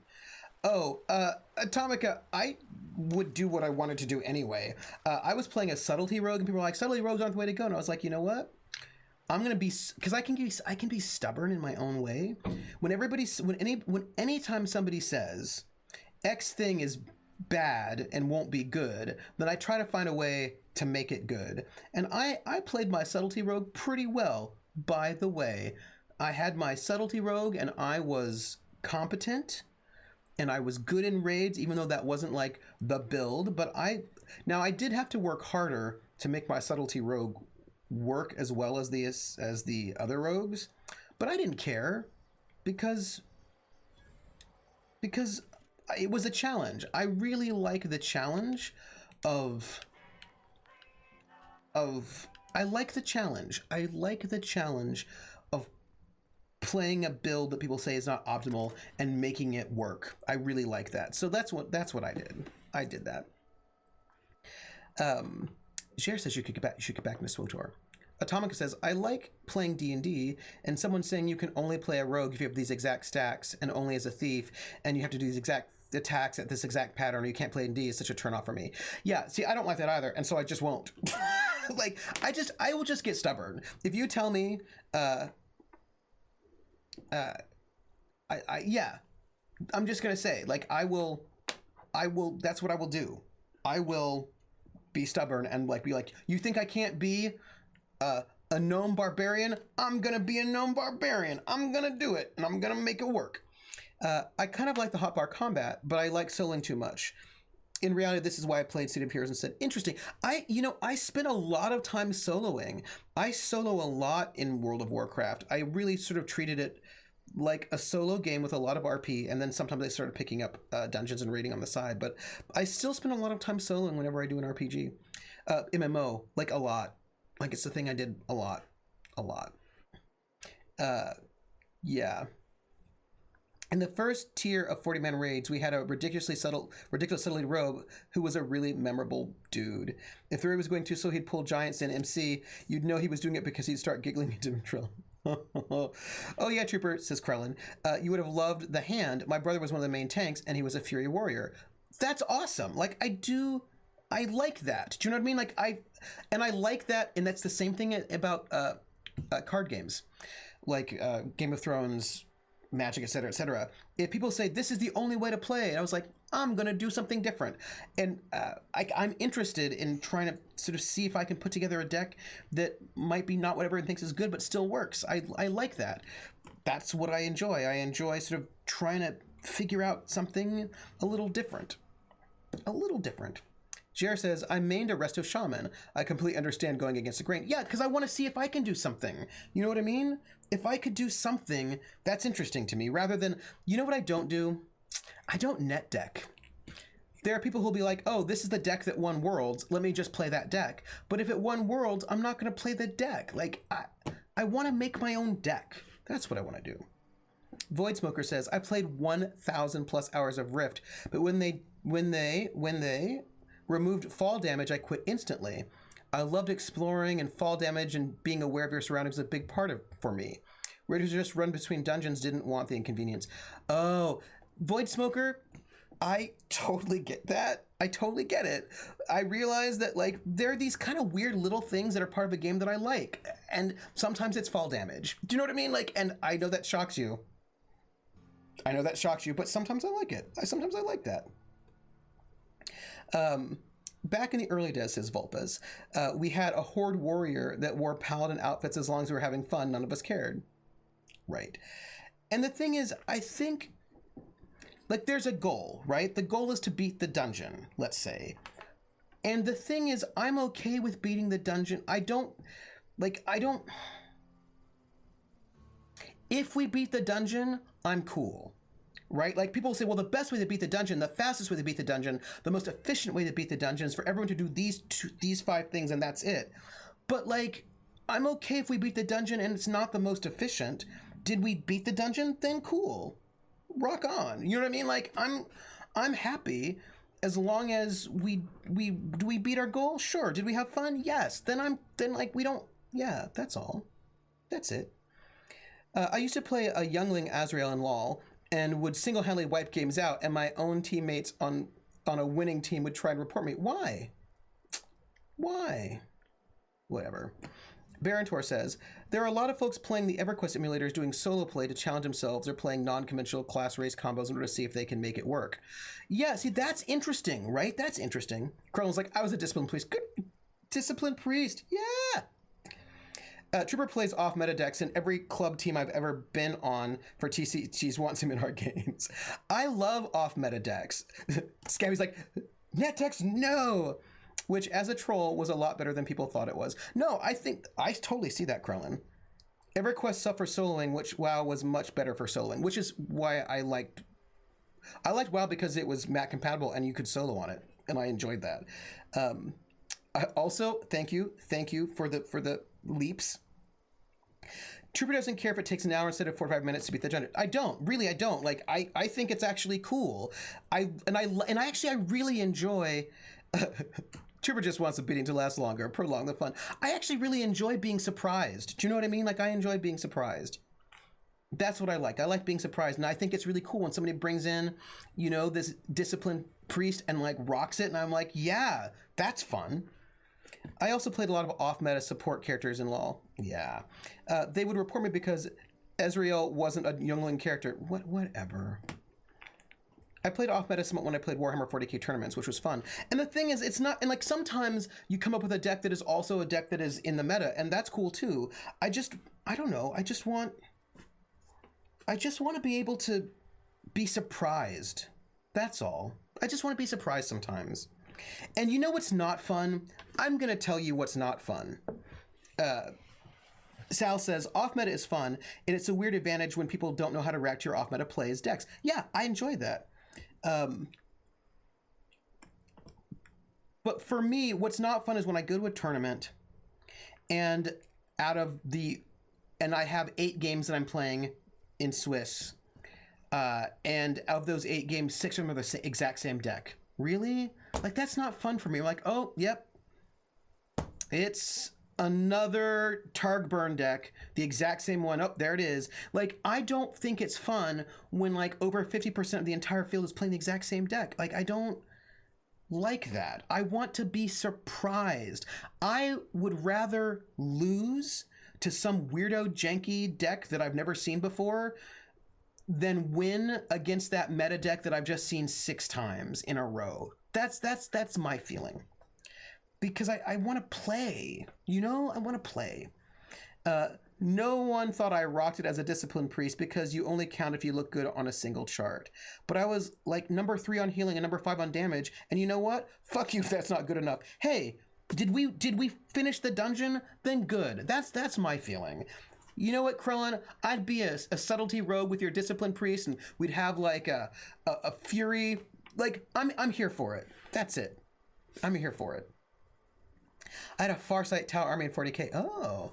DPS healing charts ruined a lot of play, Krellin. Yeah. I mean, I feel like charts can be interesting as data, but come on. Like, I feel like that shouldn't be the only... Like, I think the measure is, did we do it? Right? Like, did we do it? I feel like that should be the measure. That's what I feel like. That's all. PH says, I played a lot of Teemo support, which is not good, but it's almost good. It's fun to rock the boat of the meta. Atomic says, F Teemo, said with love. Now there's a murder hobo, goddamn Teemo. PH is like, I got so much fun out of mushrooms mess up their strats. Or blindless on their ADC. Y'all. Scabby Neck says, yeah, the only fight I wouldn't top DPS charts on was the first fight inside Blackwing Lair, but I spent the whole first phase kiting every single dragonkin that spawned flawlessly, attempt after attempt. Oh, all your attacks are missing suddenly? How sad. Right? And I think, see, that's the thing, Scabby Neck. I actually think about that there are other things, like, maybe... Okay, so, like, maybe I am not doing the most damage as a rogue, but you know what I am doing? I'm kicking anytime that person's going to go and do a big, terrible, horrible AoE attack that's going to kill us all. I kick them and I stop that attack from happening. Like, there are so many different utility things, and I think that there's value in utility players as well. Oh, is it? Oh my gosh. Well, hold on. Let me read this. Authorized users, please enter your authorization code. Everyone else, if I catch you using this thing, I'm going to tie steel to your feet and throw you in a sulfur pool, Catherine. Let's access the shipping manifest and see what we got. Like, you know, I just feel like there's multiple ways to bring value to a space. Also, if you're doing the most damage, but you keep eating AoE, that cascades the healers running out of mana, you're not doing as well as the chart says. Also true. But he only killed 3 things. But I did a lot. Trooper, I just sent you a picture. That's the single biggest murder hobo in League of Legends. Okay, well, I want to see it. Wait, let's see what we have here. Ongoing, Anti-Cleo's perishables. Fallbook shipping and receiving. Department, they're getting a bunch of Anti-Cleo stuff. Interesting. And then that's outgoing.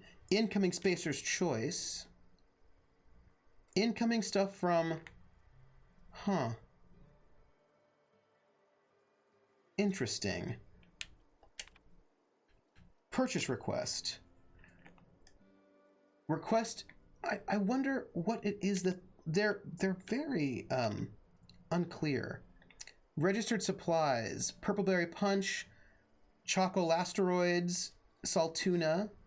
Near maple syrup. Interesting. We'll see what that is. Or the single tiniest murder hobo. Oh, wait. Hey. I don't know how I missed this. There's another terminal here. Let's oh, remote landing.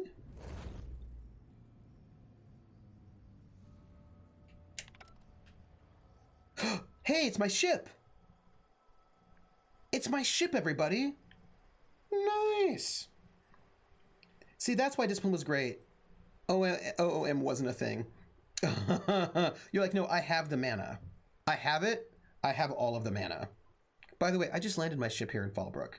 Also, for the record, I think that I'm going to have finished going through all of Fallbrook before I end this session. which means that we were very productive because we made our way through the town and set up all the things we need to set up. So I feel like in a sweep of a moment, ooh, look at this place. We're going to have been very, very productive. Just gonna say it. Which is why I got to compete on 2 charts, because I didn't have to save for mana healing. Yeah, and I think there's value in that. Having a good disciplined priest who can both heal and do damage. I'm currently playing I made a new character, and I'm currently playing a holy priest at the moment. But you know what? I'm still doing some damage here and there, helping out, doing my thing. It's all good. Here, we're gonna take that. This purple dragon gives greetings to you puny mortals. Hey, Takarosh, how are you? What are you doing? Old school Aflock. You have to worry about mana? Nah, the healer just has to keep me up. And you know what? Basically nothing was resistant to holy damage. Oh, that sounds... Look, that sounds... You sound like you would have been really fun to play with.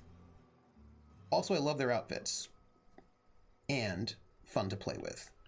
But again, like, I just don't think that things have to be...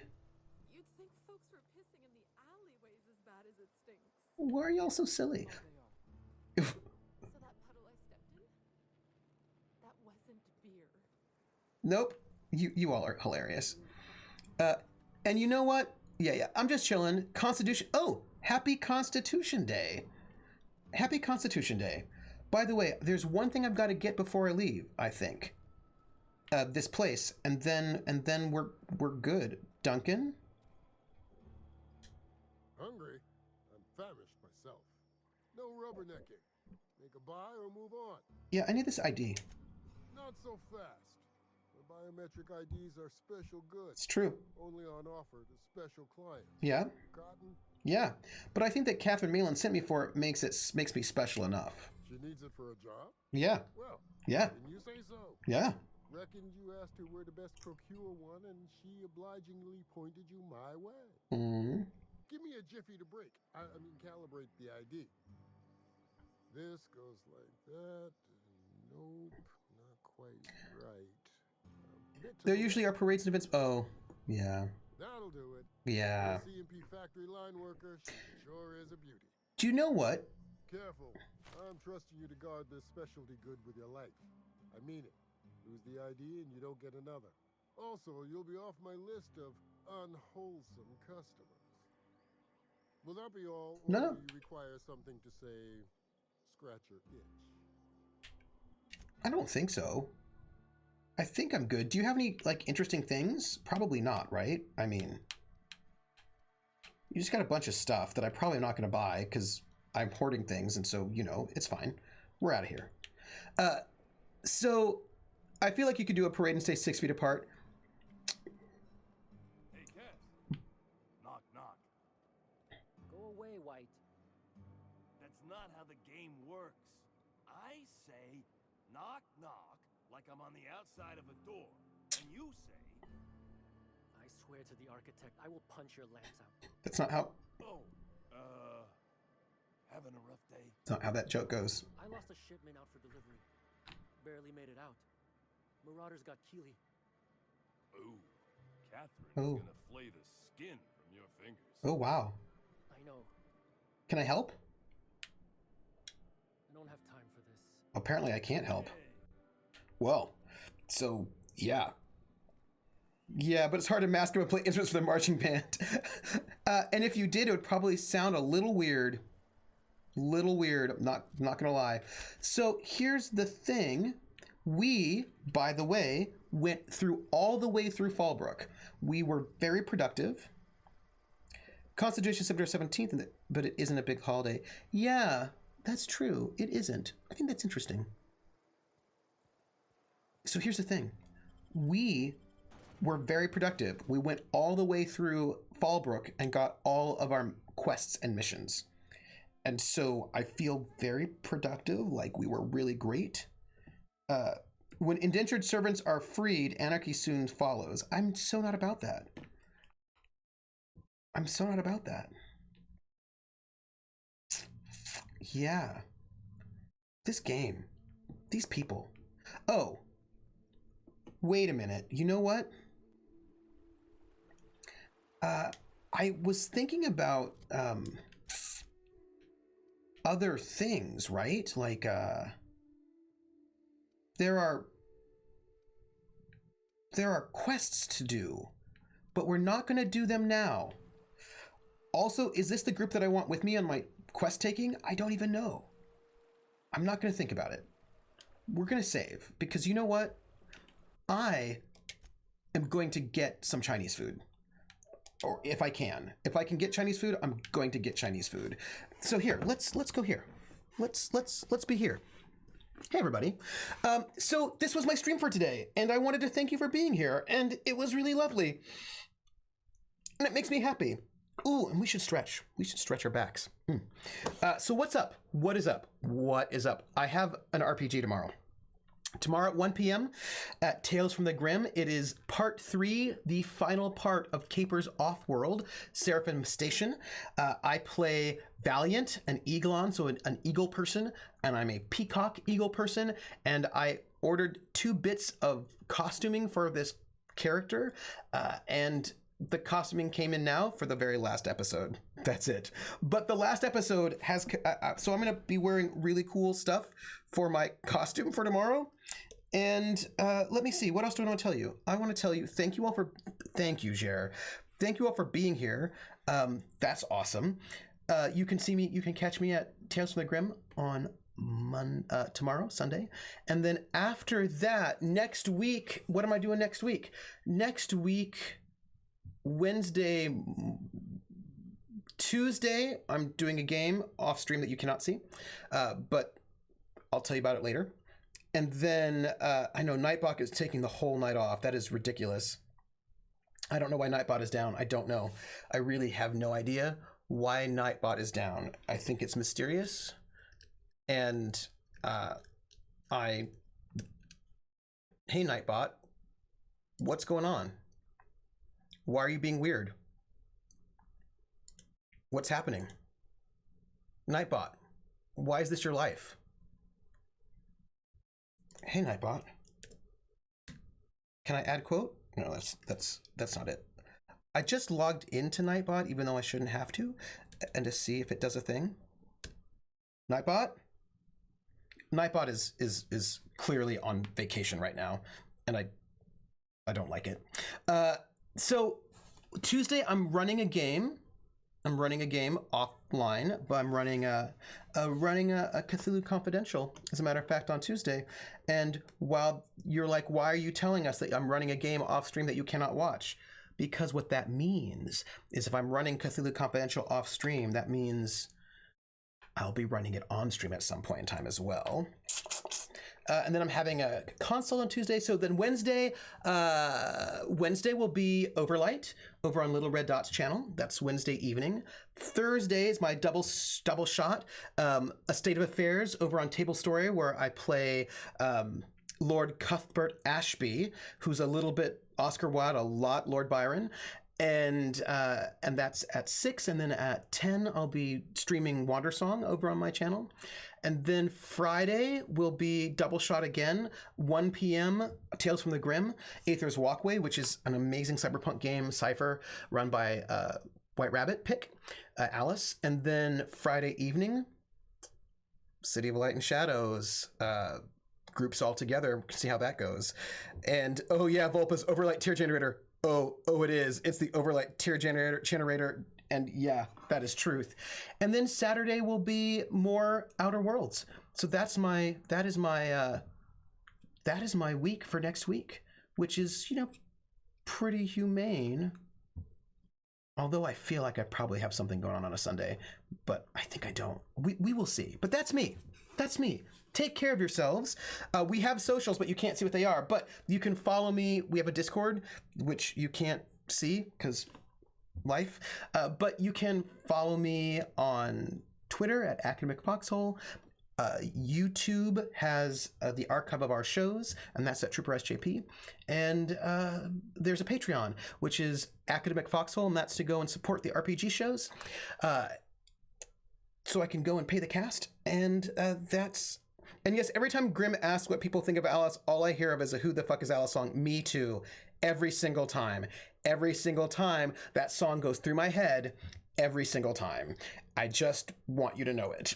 And like, that is what I hear. I hear that song. I hear that song. That's it. So I'm going to let you all know, for accountability purposes, today, right now, I'm going to get food. And then I'm going to do laundry because I have to do that very badly. And then I'm going to start looking for an apartment in Ithaca and do email. So that's what I'm up to. I hope you all are going to do well. Thank you all for being here. You are all the best. I will catch you on the Discord. And more importantly, I will catch you on the flip side. Bye, everybody.